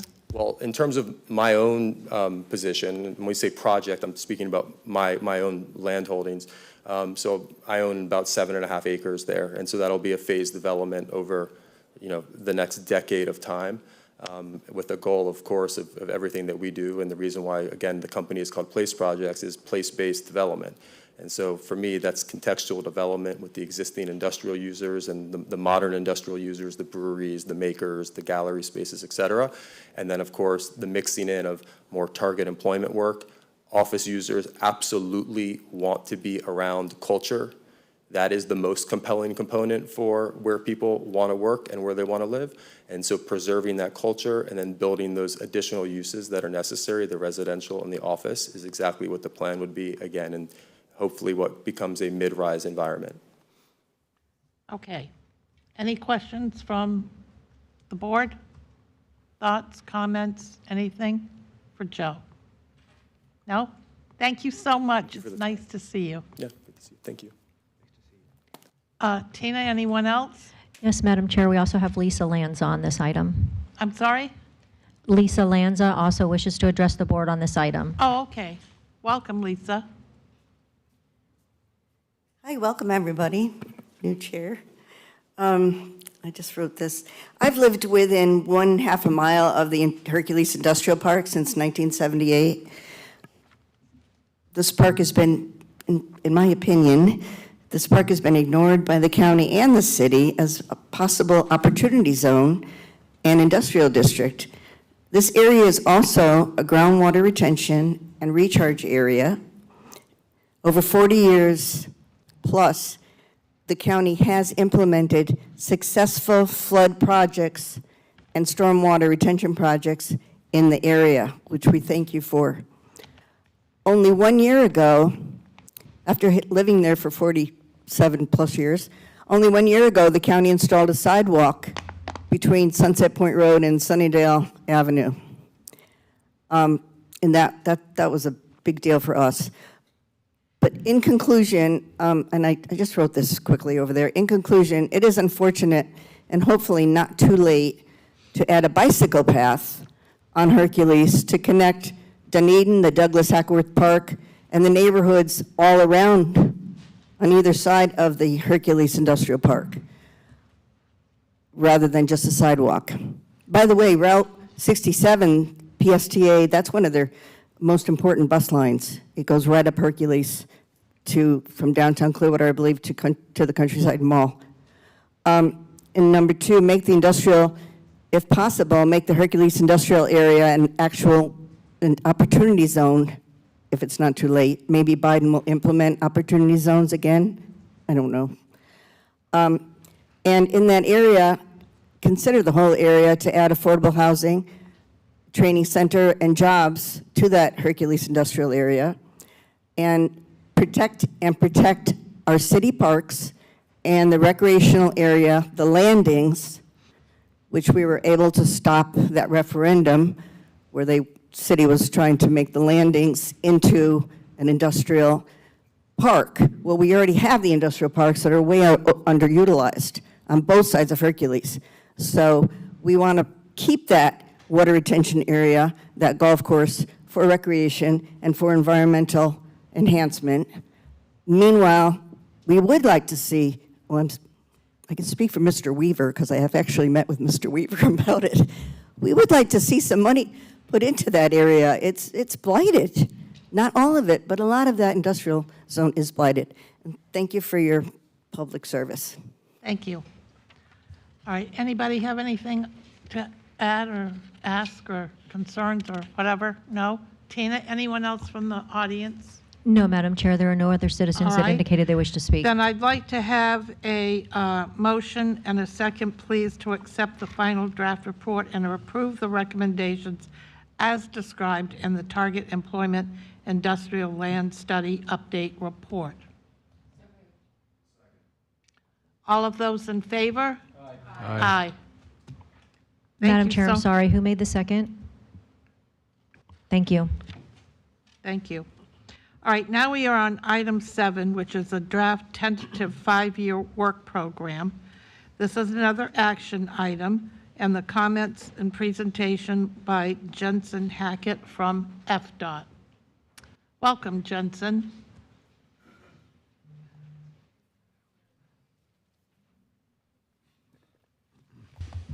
Thank you, Madam Chair. I appreciate it. Good afternoon to everybody. Jensen Hackett with the Department of Transportation. I am going to take you on a quick whirlwind tour of the 5-year draft tentative work program for FDOT and the fiscal year 24 through 28 projects that are included with that. I will ask, I do have a lot of information as part of this presentation, so if you have any questions during the presentation, go ahead and jot it down for me, and I'll have a question period at the end of the presentation. All right, so first I'm going to give you a little bit of background on the work program update process and what that does entail. FDOT's work program is a 5-year plan that does include any public transit, seaport, airport, and other rail projects. And that can encompass anything from transportation planning to highway design to right-of-way and other construction activities as part of that. So every year on June 30th, the current year of the work program does come to an end. And then on July 1st, that year 2 moves up to become the new current year.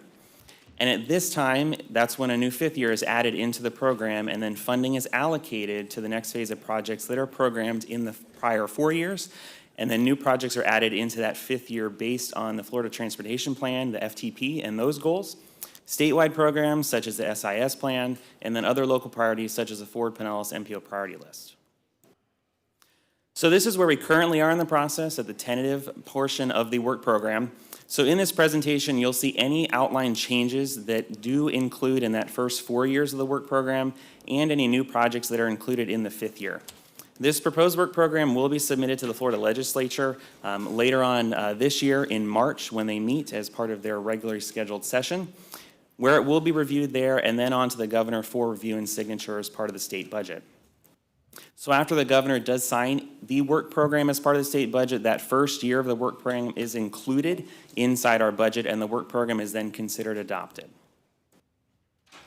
So as part of the update process, what is the programming strategy exactly? Well, it's pretty simple. First things first, we want to preserve the existing program. So we want to make sure that the current program stays whole, so that all funding that we do have available is allocated to keep projects inside our work program. The next step is to fund the next phases of projects. So if we funded a project for right-of-way, we look to fund construction. If we've looked and programmed a project for PD&E, we would look to fund design as part of that project for the next phase. And then lastly, we look to add new projects as part of the work program. The programming strategy is also pretty simple. 3 steps here. First, we look at MPO priorities. So this is coming directly out of your MPO priority list. Second is any regional priorities. So this would be things like the SCTPA, the Suncoast Transportation Planning Alliance priorities. And third is the FDOT and other SIS priorities that we have as a department. So in the upcoming slides, I'll show you any new projects that have been added to the work program, any newly funded project phases as part of those projects, deferred projects, and also any projects of interest to the MPO and the county. One caveat that I love to make as part of this presentation is that if a previously programmed project that you're thinking of is not mentioned by me in this presentation, that doesn't mean that the project has disappeared at all. That just means that there have been no changes to that project. So if you're thinking of a project that has been programmed in fiscal year 25, if I don't mention it, it's still programmed in fiscal year 25. As part of this as well, at the website that is linked all in your agenda packets is a complete list of any projects that are within the 5-year work program, and you can look at all of those projects there to make sure that those projects that you are thinking of have been programmed in the work program. So first things first, some planning here. This is Metropolitan Transportation Planning. This is what the MPO uses as part of their planning processes. These are planning funds that have been added into fiscal year 28. And the second is planning model studies. These are done with FDOT and in coordination with the other MPOs across District 7. We actually funded these with state funds this year, so that's what the DDR is being added into fiscal year 28. The next are some transit projects across the county. The first is the Pinellas County van pools. This is specific van pools for Pinellas. Operating funds for this in fiscal year 28. The next is PSTA bus replacements. This is the $1.5 million that you all prioritize every single year for the bus replacements and other infrastructure capital for PSTA. And then third on this list is the Clearwater Multimodal Transit Center. This is capital funding being added as part of that construction project for the multimodal center in fiscal year 24. The next are some operations across Pinellas County. These are all in the Alt 19 corridor, and these are prioritized by the MPO this past cycle. The first is in Largo. This is Alt 19 at Rosary. This is design being added to fiscal 24 and construction in fiscal 26. The next is Alt 19 at East and West Bay Drive in Largo. Design being added in 25 and construction being added in 28. And then the last is Alt 19 at Walsingham. This is just south of the city of Largo. Design being added to fiscal year 25 with construction being added in fiscal year 28. The next are a couple more operations projects. The first is Alt 19 at Curlew Road. This is construction being deferred into fiscal year 25. This is inside the city of Dunedin. The reason for this deferral was for some temporary construction easements that we have to get for some of the properties around that area, and it's going to take about 12 to 18 months to get those, so we defer the construction of this project because of that.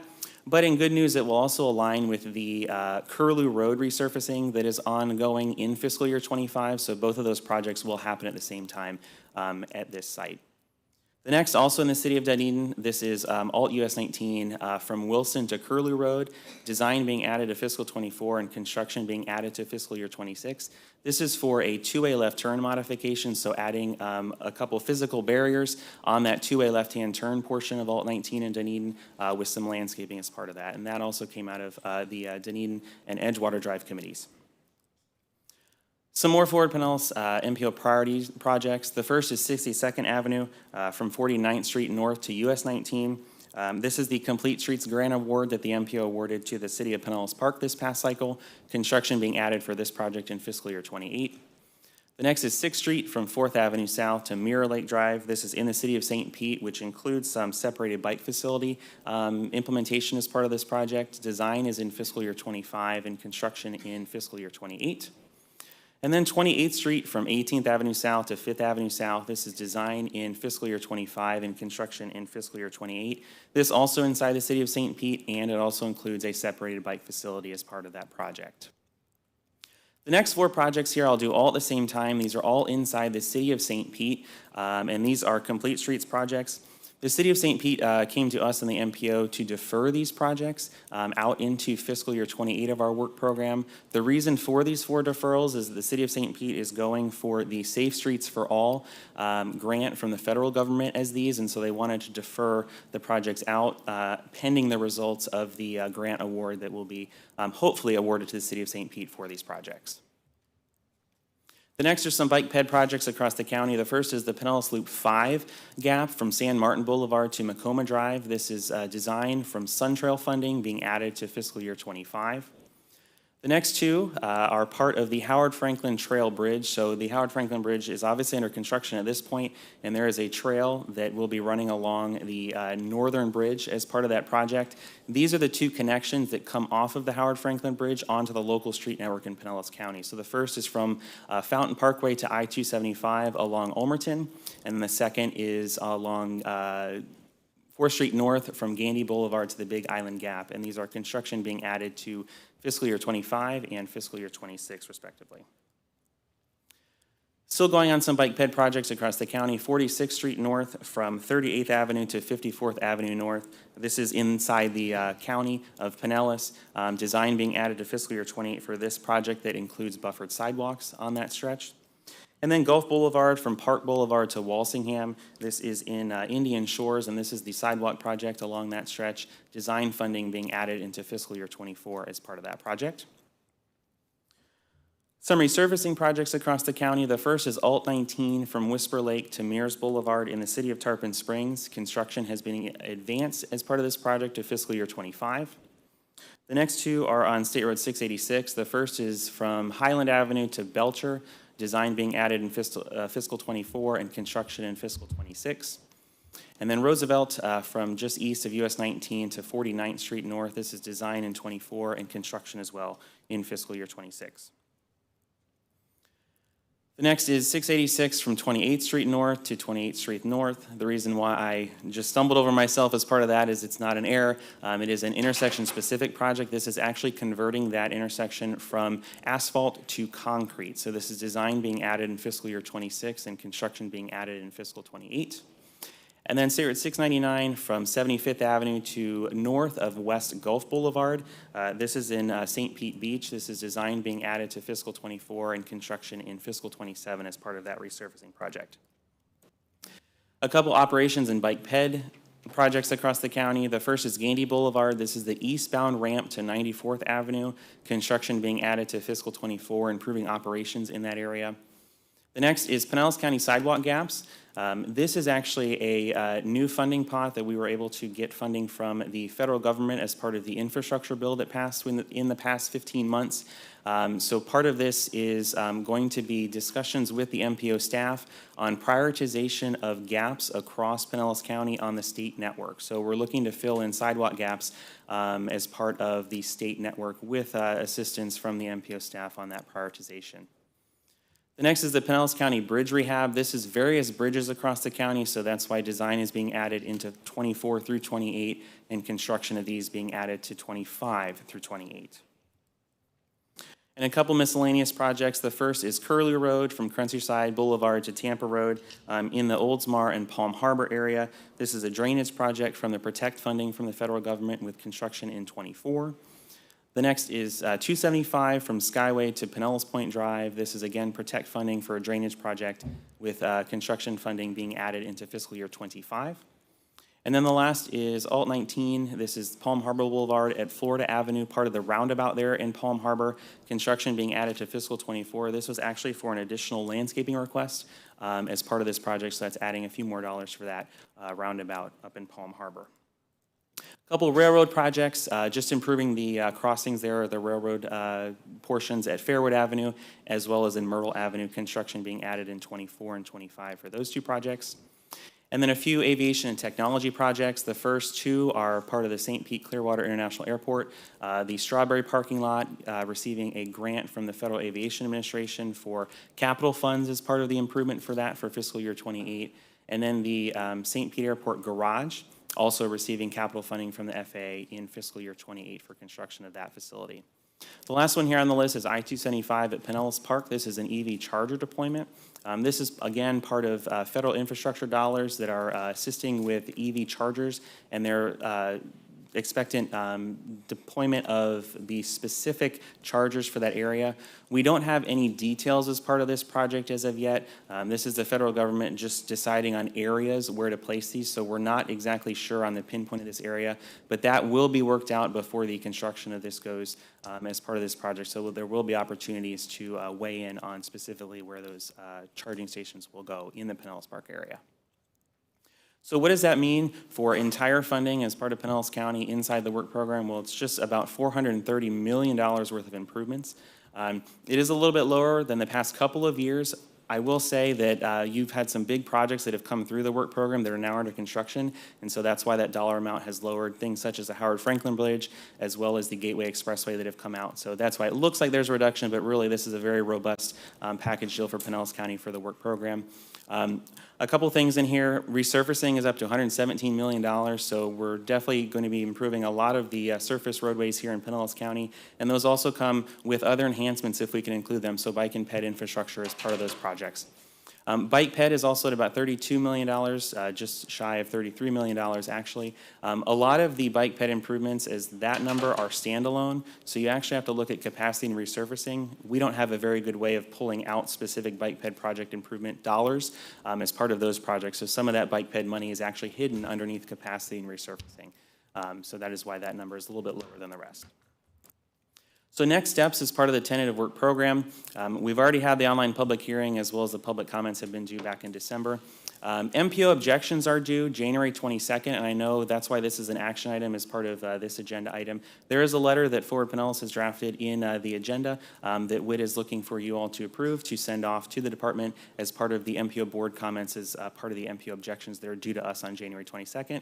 That'll be packaged up with our District 7 work program results, and that will be given up to the legislature and the Florida Transportation Commission coming up in the springtime when they go under their legislative cycle starting in March. And then obviously the work program will be considered adopted once the governor does sign the state budget on July 1st of this upcoming year.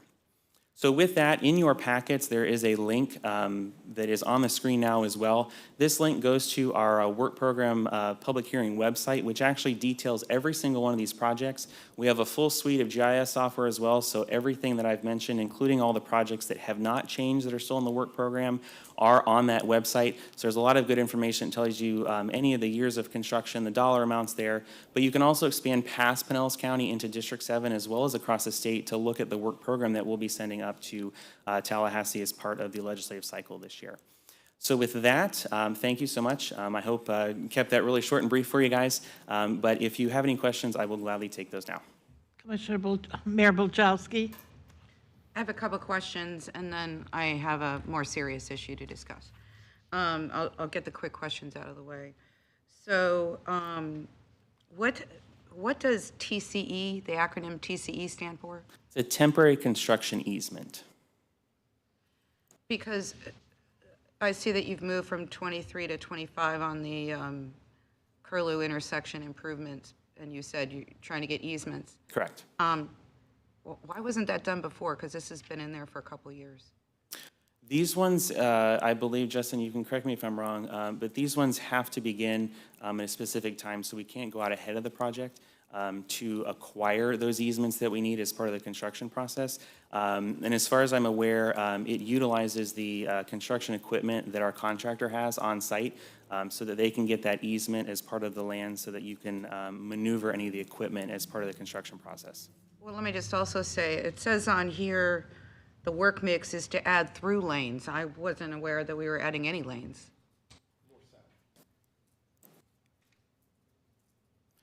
So along Alt 19, just the portion right around the intersection, there is an additional through lane just to enhance the operations, yeah. I was thinking of Curlew. So where is the easements, where are the easements supposed to be? I don't know if I know. They're on Long Curlew, yeah. And it's going to take 12 to 18 months to get easements? So, Justin Hall, FDOT, it can happen faster than that, but our standard duration is 12 to 18 months. Yeah. I hear you. So we plan for the worst, and if there's an opportunity to bring it in, we will. if we can get the easements quicker. We planned that entranceway at Honeymoon Island to try to coordinate with this because the signage, the interactive signage that's going to be on the causeway to tell people whether the park is closed is going in at the same time, right? As the roads. So if we don't have that interactive signage, I think what they're saying is that that'll be combined with the resurfacing. So that fiber optic and all that is happening with that resurfacing. It can all happen at the same time. yeah, but it's still 2 years later. And we now have, it's still 2 years after when it was planned for 23. So some of the work with the resurfacing has always been in 25. So I this is, understand. I'm just telling you that the Okay. plan said it was going to be in 23. understood. And so we planned the improvements. We coordinated with the state for the park entrance improvements to get traffic in there quicker. Their major concern was parking filling up, and the signage coming in the coming year was part of that. And we're borrowing signage now from Pinellas County, which is temporary signage. And now we're saying it's going to not come in the coming year, it's going to come in 2 years from now, or it could be 3. So there's a whole coordination thing that's going on based on the schedule we were given, is what I'm trying to say. So I'd like y'all to talk about that. I need you to talk about it, Whit, as far as the signage goes, because if the parking fills up and people waiting in line on Dunedin Causeway, which goes all the way back to County Road 1 on Curlew, don't know that it's closed, and we don't have the signage coordination, and Pinellas County can't afford to give us signs for 2 or 3 years, it becomes a real traffic nightmare still, and the problem isn't fixed, so. Yeah, we can continue to work with Pinellas County. We've coordinated with them. So, I mean, we'll continue to work with them that the signs can be available. So the ATMS project along Alt 19 is still underway, which is an important trunk line. And also we can talk with our contractor if we can move it forward to have the sign be one of the early works in the project. So, I mean, there's some work that can be done. I mean, it doesn't mean that, and one thing too, I think that's important is the project really moved 12 months because it was a fourth quarter 23 and now it's a first quarter 25. So just so you understand, it's 12 months that it moved.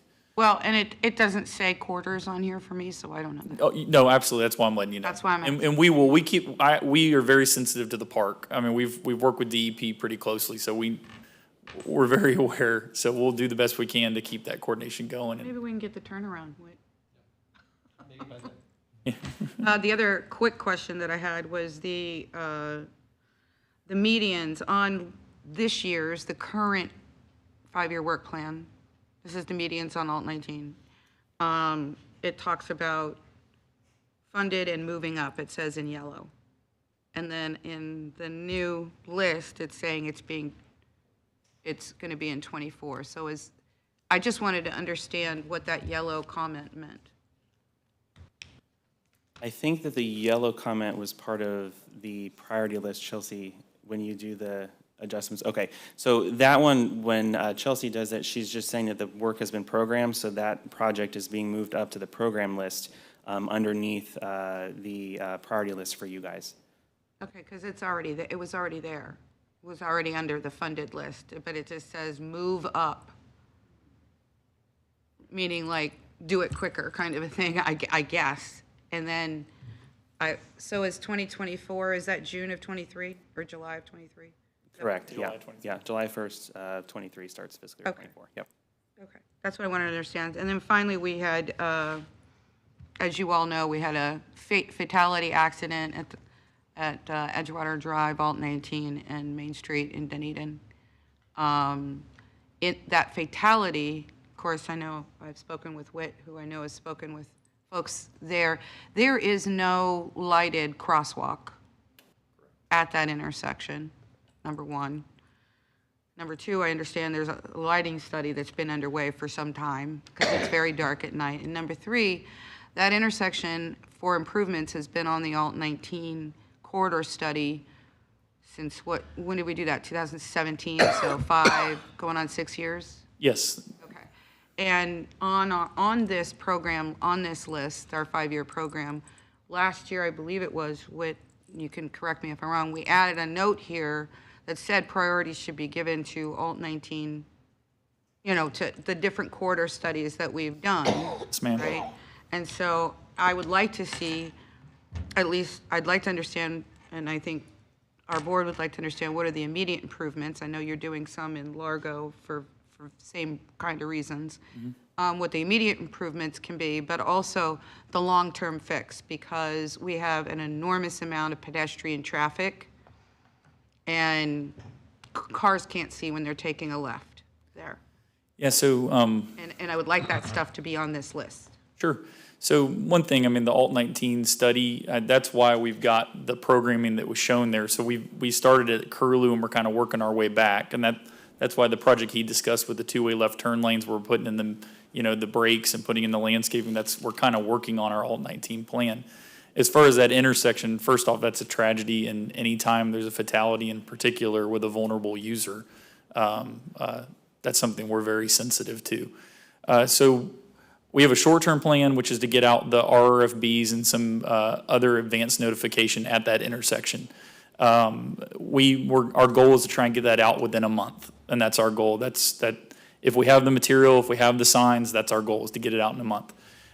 We have several contracts. We have design, build, push button contracts, which we can get projects out really quickly that don't require an individually programmed project like on this list, because those are, the best way to explain it is it's like a funding pot for quick traffic ops repairs that we see or changes we need to make. So we do have a proposal to get rid of the east-west crosswalk, to move the crossings over to the north-south crossings. I can show you a graphic a little bit later.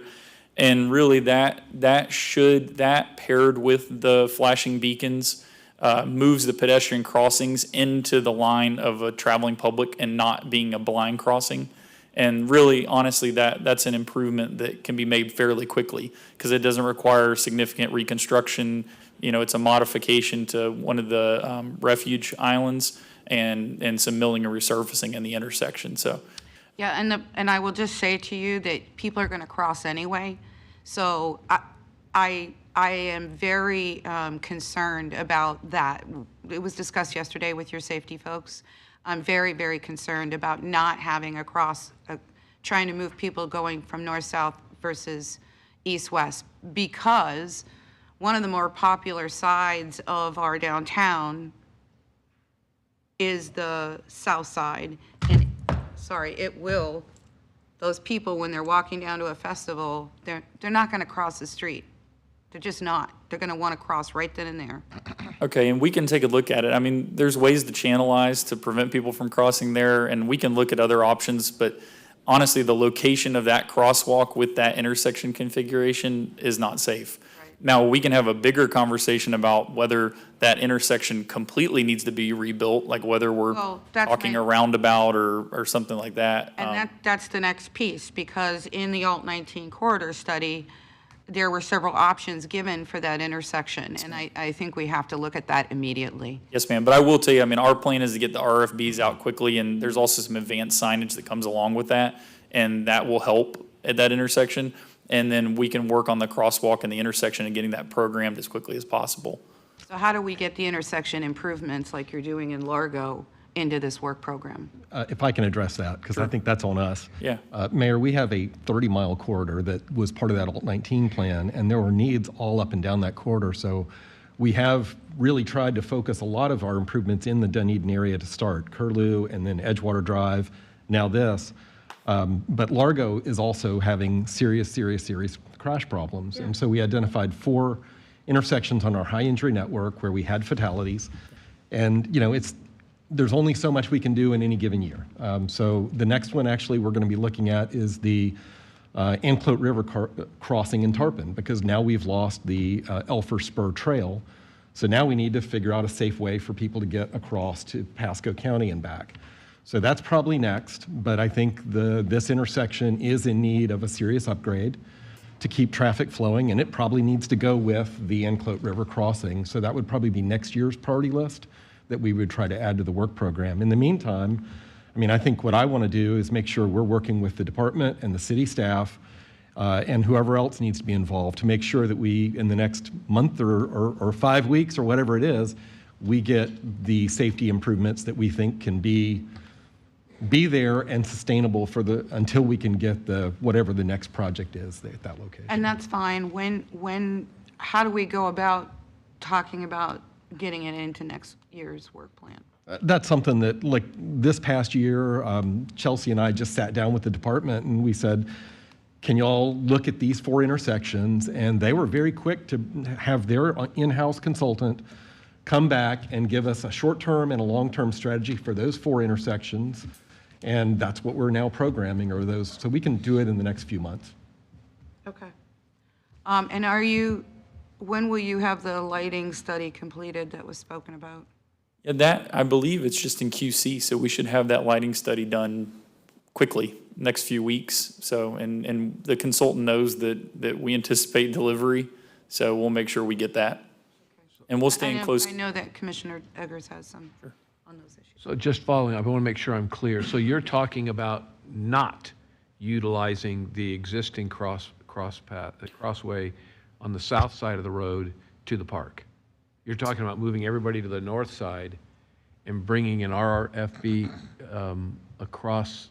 So once you get through the intersection? So the RFBs actually will be in the configuration that it's in now. So we would go out and actually, because that we can do quickly. We can get RFBs out there, we can get advanced signage. With where the path is now? Where the path is now. Okay, and that can be done in a month? I can tell you right now, our operations is pulling signs, and it'll be the fastest that we've ever had a sign out, but we feel like this warrants that kind of movement. Yeah, it's a pretty scary intersection. I mean, I've done it I've gone through driving. You almost have to stop at night to make sure that you actually can, you can't see anybody. Yeah, and it's just blind, so. And that's something, I mean, as we talk about it, so, even if we next year, we program the intersection, let's say we get a concept, we get it programmed, if the lighting study shows that we need lighting, we can have an interim lighting project. So it's not like all of this has to wait for that future project. So as we identify what we can do, we'll continue to work out there, because, I mean, safety is a very high priority for us, and I'll tell you, there's 2 ways to look at it, and I always tell everybody, so that intersection, some of the crash data doesn't necessarily reflect the safety concern that's there. And, a lot of times, unfortunately, we are very data-driven, so, and we try to be as good as we can to be ahead of it, proactive, to identify areas, and we've got a lot of areas of concern. I mean, if you look at the Tampa Bay region, the amount of accidents we have of vulnerable users, it's unacceptable. And we know that, and everybody knows that, and I'm preaching to the choir with this group. But we are committed to fixing that intersection. So we'll get these short-term improvements out quickly. We'll look at the lighting. We'll keep working towards the intersection, and we'll turn a concept around as quick as we can. Yeah, we do a lot of talking and planning, and it's nice that we're reacting as quickly now as you are, because I know this has been a concern for some time. The lighting plan, I'm not sure what that'll show, but I think we definitely need to get that RFB in there as quickly as possible. I'm going to venture to guess that it's going to warrant lighting, and then just the conversation is getting the proper lighting in because it is coastal, so. Okay, thank you. Mm-hmm. All right, thank you. I have a quick question. All Can right. you elaborate on the charger for Pinellas Park, the EV charger you brought up? So we really honestly don't have many details. So the funding for that obviously was part of the infrastructure bill that was passed, and so we were given the direction with our work program staff to place the funding in that fiscal year, and that will all begin to be decided as we get closer, because the federal government still is not quite sure on the stages of that deployment. So at this time, we really don't have anything else but that marker in our work program for that work. But as soon as we do get something, obviously, the City of Pinellas Park will be heavily involved in the deciding factor and placement of those chargers. Thank you. You're welcome. Councilor Mohammed? Thank you, Madam Chair. Thank you for that wonderful presentation. Pardon my novice, it's not only my first meeting here, but I'm still in my first 90 days as a council member in St. Petersburg. Can you tell me what PE and CST stands for? So PE is just an acronym for preliminary engineering, which is also design work as part of any project, and then CST is construction. So that would be the date when construction would be programmed inside the work program. Okay, and then when we look at the complete streets deferral to 2018, can you tell me when it was originally scheduled for? I want to say that those were all in between fiscal 25 and fiscal 27. They were all at different times because they were segmented, and that was a local preference to do that. And I know a couple of them, I think, came through the Forward Pinellas Complete Streets grant program way back when that started. And so that's why they were programmed there, but the city staff came to us last year and informed us that they were going for that Safe Streets for All grant from the federal government, and that they would like to defer these projects in the interim to see if they could get that grant money from the Safe Streets for All program.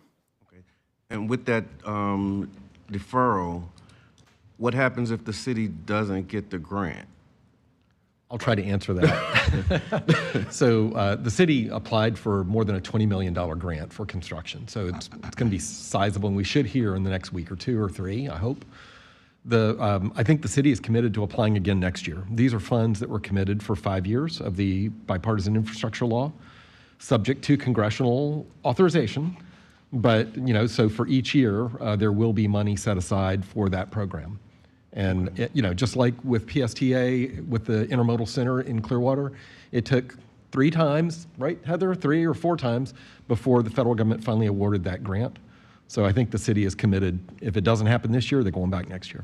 Okay, and then with that deferral, does it move it to the end of the work plan, or does it remove it from the work plan altogether? No, it's in the work program, and that's where you want to be, because there's always a chance to move it up in the work program if something happens. So it's good that it's in the work program. Unfortunately, last year or year before, I-275 got kicked out of the work program for construction, and we're still trying to get that back in. So that's one of the comments we have in our letter. Thanks. So you want to be in that work program. It's really less important if it's in 27 or 28. That's why I'm asking. Yeah. So thank you. Thank you. All right, I'd like to bring our agenda, thank you, gentlemen, back into the posture so that we can move on this agenda item.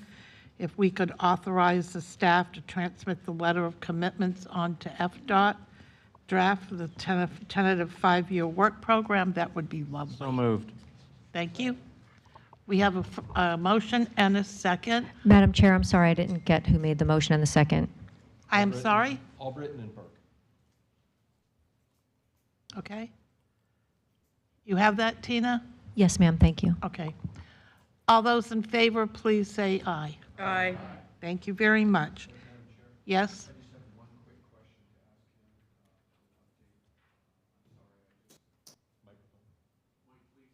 Wanted to get the question, and if I could, and maybe you can get me an answer update later, for time purposes. But we talked about repaving program in this, and there's been a problem area identified on US 19 from Alderman all the way down to Tampa Road on the west side. The road's just breaking up. And there's a lot of people, and I'm hearing about it directly, that are getting hit with, their windshields are getting hit. So somebody from FDOT gave me the reimbursement program, so it kind of keeps it out of the insurance people's hands. But can you give me an update on what we're planning to do on a temporary basis to get that cleaned up? And just maybe. So I see Justin walking over, so I'll defer to Justin. Again, if it's quick now, yeah, that's fine, but if. Yeah, right now what we're doing is I actually was part of the field review that went out there for the pavement evaluation, and we have a plan to come in and mill. That was an open friction course, and we've seen that same issue in other areas, and it's just allocating the funds to get it repaired. So in the short run, we've talked with our Pinellas maintenance group, and they're going to do more frequent sweeping and picking, so they're actually going to just sweep up those like snow drifts of the friction course and pick it up. But the goal is to get something programmed in the next few years. So central office knows, we've petitioned them and told them about the pavement condition. So as quickly as we can get it programmed. All I'm telling you is somebody drove by there and a rock hit them in the side of the window. Their window was up, and they were fine. It just broke the window. So, so I'm just saying, we don't need to have somebody else be killed before we be dramatic about it. So absolutely, I'm just saying that's a key area, and it's 19, and they're flying. Yes, sir. Yeah, I can tell you that is a focus of ours. Thank you. Yep. Thank you, Madam Chair. You're welcome. Whit? for the director's report? Okay, I'll keep it brief. Don't have a whole lot because it's the beginning of the year. Just for our spotlight emphasis areas, just a reminder, that's our strategic planning and operations topics. For the US 19 corridor, I mentioned earlier about the US 19 Regional Transit Express Bus Project. Not much more to say about that, but stay tuned in the next month or so as we develop that proposal, and we'll bring it back here first before we go to the respective local governments to see if there's support for that. We are also continuing to work with the department on the innovative interchanges concept of US 19. They sent us some technical findings. We sent back some comments, and they've responded to our comments, and I think we're on the same page now about that. And so we're looking forward to moving that forward and having a discussion with this board coming up in the near future about what we do beyond Tampa Road on US 19 as we go to the Pasco County line. We are planning an employer survey in the Gateway area to ask employers and their employees about a commute options program that we might set up with Department of Transportation funding. And it's a recognition that we have the Howard Franklin Bridge going to be under construction for about the next several years. Then we're going to have I-275 under construction in that area for the next several years after that. And this is a real serious first mile, last mile problem in the Gateway Carillon area. And you just heard from the Teals update that that area needs to be more of a place to attract and retain Class A office space and that sort of workforce. So it needs a little bit better, more connected local transportation system in that area. So that's what that commute options program. The West Shore area in Tampa has a similar commute options program, as well as some other things. We probably won't go as far as the West Shore Alliance is doing in that area, but this survey is a first step to understand what the employer and employee needs are in that. And so we expect to have that survey underway in the next month or two or so. And then finally, I want to mention our Waterborne Transportation Committee. And I know Mayor Bajowski has been really pushing hard on this, as has Commissioner Eggers and others. This has been kind of stalled because we have suffered from an inability to get all the local partners to commit to an operating plan for waterborne transit that would simply restart the water taxi service between Clearwater, Dunedin, and Clearwater Beach. And frankly, I believe it needs to be a 3 local government partnership between City of Dunedin, City of Clearwater, and Pinellas County. We've got the 2 cities on board. We do not have the county on board. PSTA would take over the administrative responsibility of operating this service.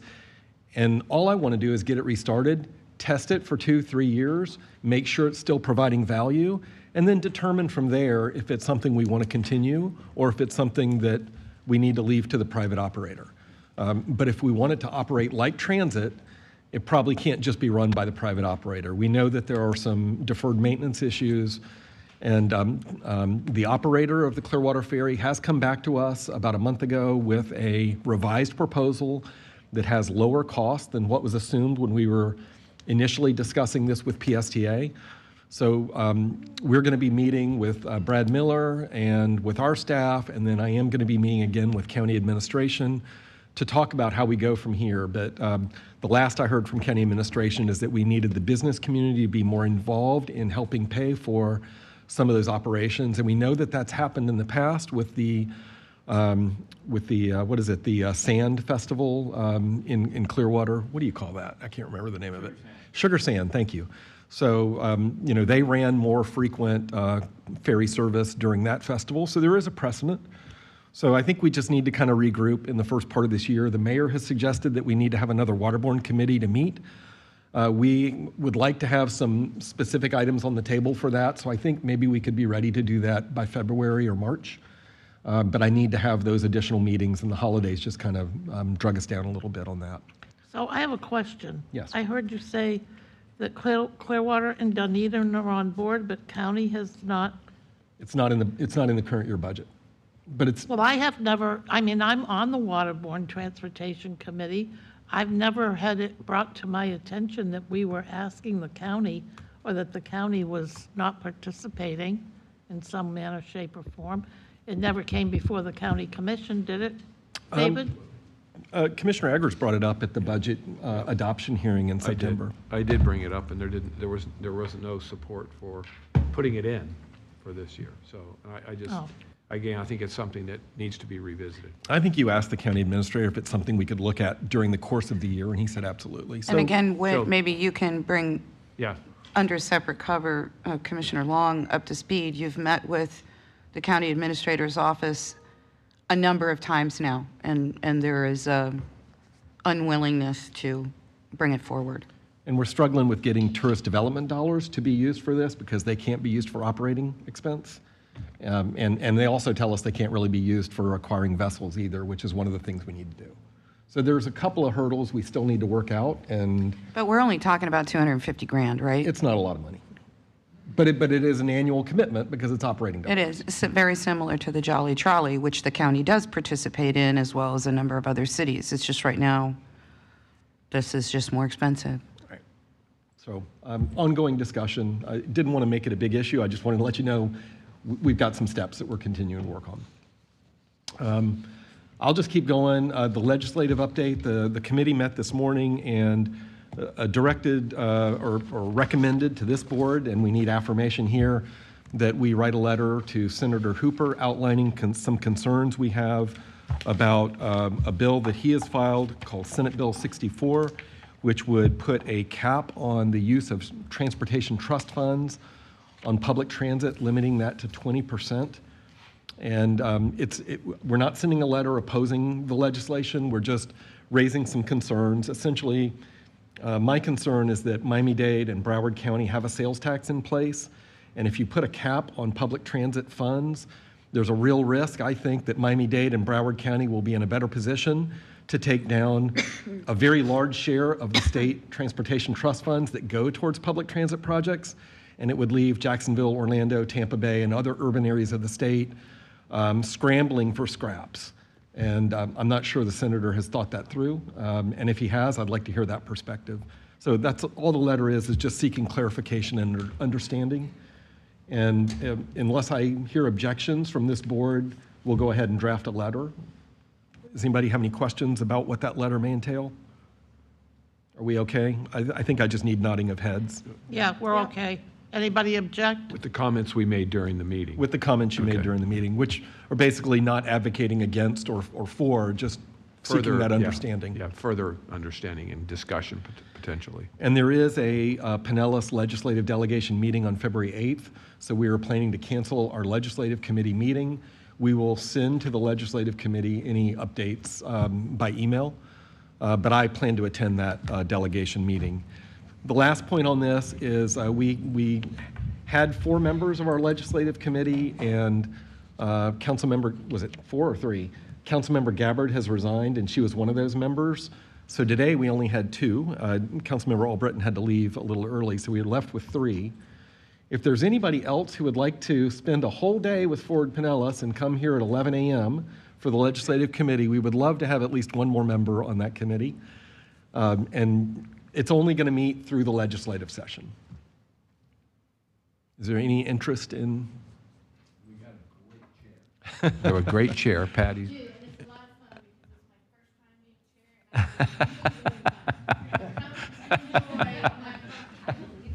She is. Oh, she's great. It came up real suddenly. She has a new job, and she's also chair of the city council. Mics, please. I will say, though, it has taught me a lot, learning by listening to everything, because we talk about everything that we're pushing at this point. So if you are new to the board, it has helped me tremendously in the last year. So So I'm sure people will give it a lot of thought. All right, hearing none, we're going to Wait a minute, David. I just wanted to say something for our new members. When I first came on Ford Pinellas, I took the MPOAC course.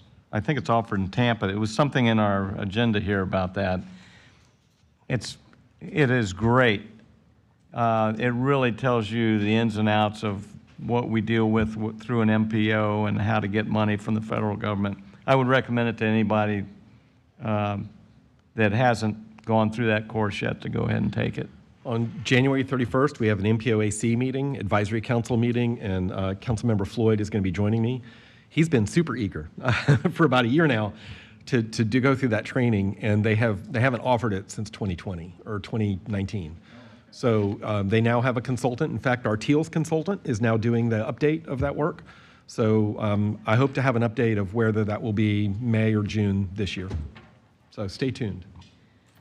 Madam Chair, I'm sorry to interrupt. Typically, this board takes official action on any recommendations that come out of the legislative committee. So in regards to the letter, we would typically take a motion, a second, and a vote on those items coming out of the legislative committee. You're killing me, Tina.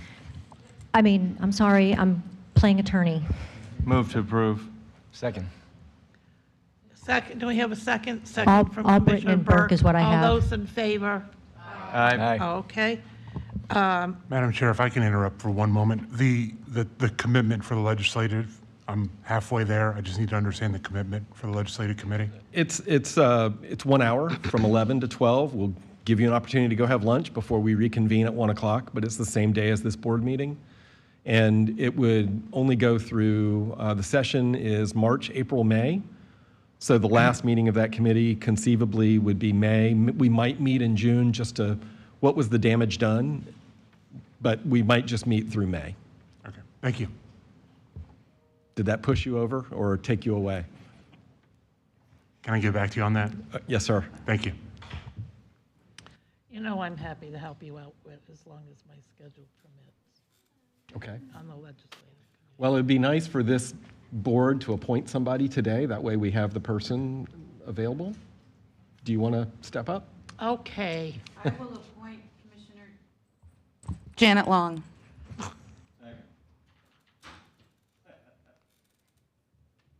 All in favor? Aye. She I'm wasn't making gonna sure do it. that, I was making sure that vote happened. Sorry. All right. I know we've had a longer than I expected meeting. If I can, I'll just go to the last item that I have here, which is the strategic business plan. I've briefed most of you on this. I just wanted to let you know we are drafting the strategic business plan. It is our guide for budgeting for both the PPC and the MPO, and it is also for professional evaluation of our staff. And the last one was developed in 2017, so we're eager to update it. In your agenda item, there are 5 themes as we focus on this, and this is what we heard from our staff as well as from our stakeholders and from the board. Professional development and growth, planning analytics so we can do more of those measurements of before and after and was it effective or not effective, engaging the public and establishing stronger partnerships with our stakeholders. That's the bread and butter of what we do as an agency. Regional collaboration, as you know, that's going to be increasingly important this year and maybe in the next couple of years. And then setting priorities for investment. And we already do priorities for transportation investments, but again, I think it's something that we need to always continue to look at ways to evolve and grow those areas. And I just want to give you all a heads up before we draft this document that if there's anything you think is missing or needs to be emphasized, please communicate that to me. You can either do it today or you can do it next time we get together and brief each other. But I think having a strategic business plan is important to the economic, physical, and cultural health of any organization. And that's all I have. Okay, so if for the good of the order and everyone else that's here, I'd like to adjourn the meeting unless we have anything else. Do we have anything else for the good of the order? No? Then, hold on. We are adjourned. Thank you. Don't break the phone.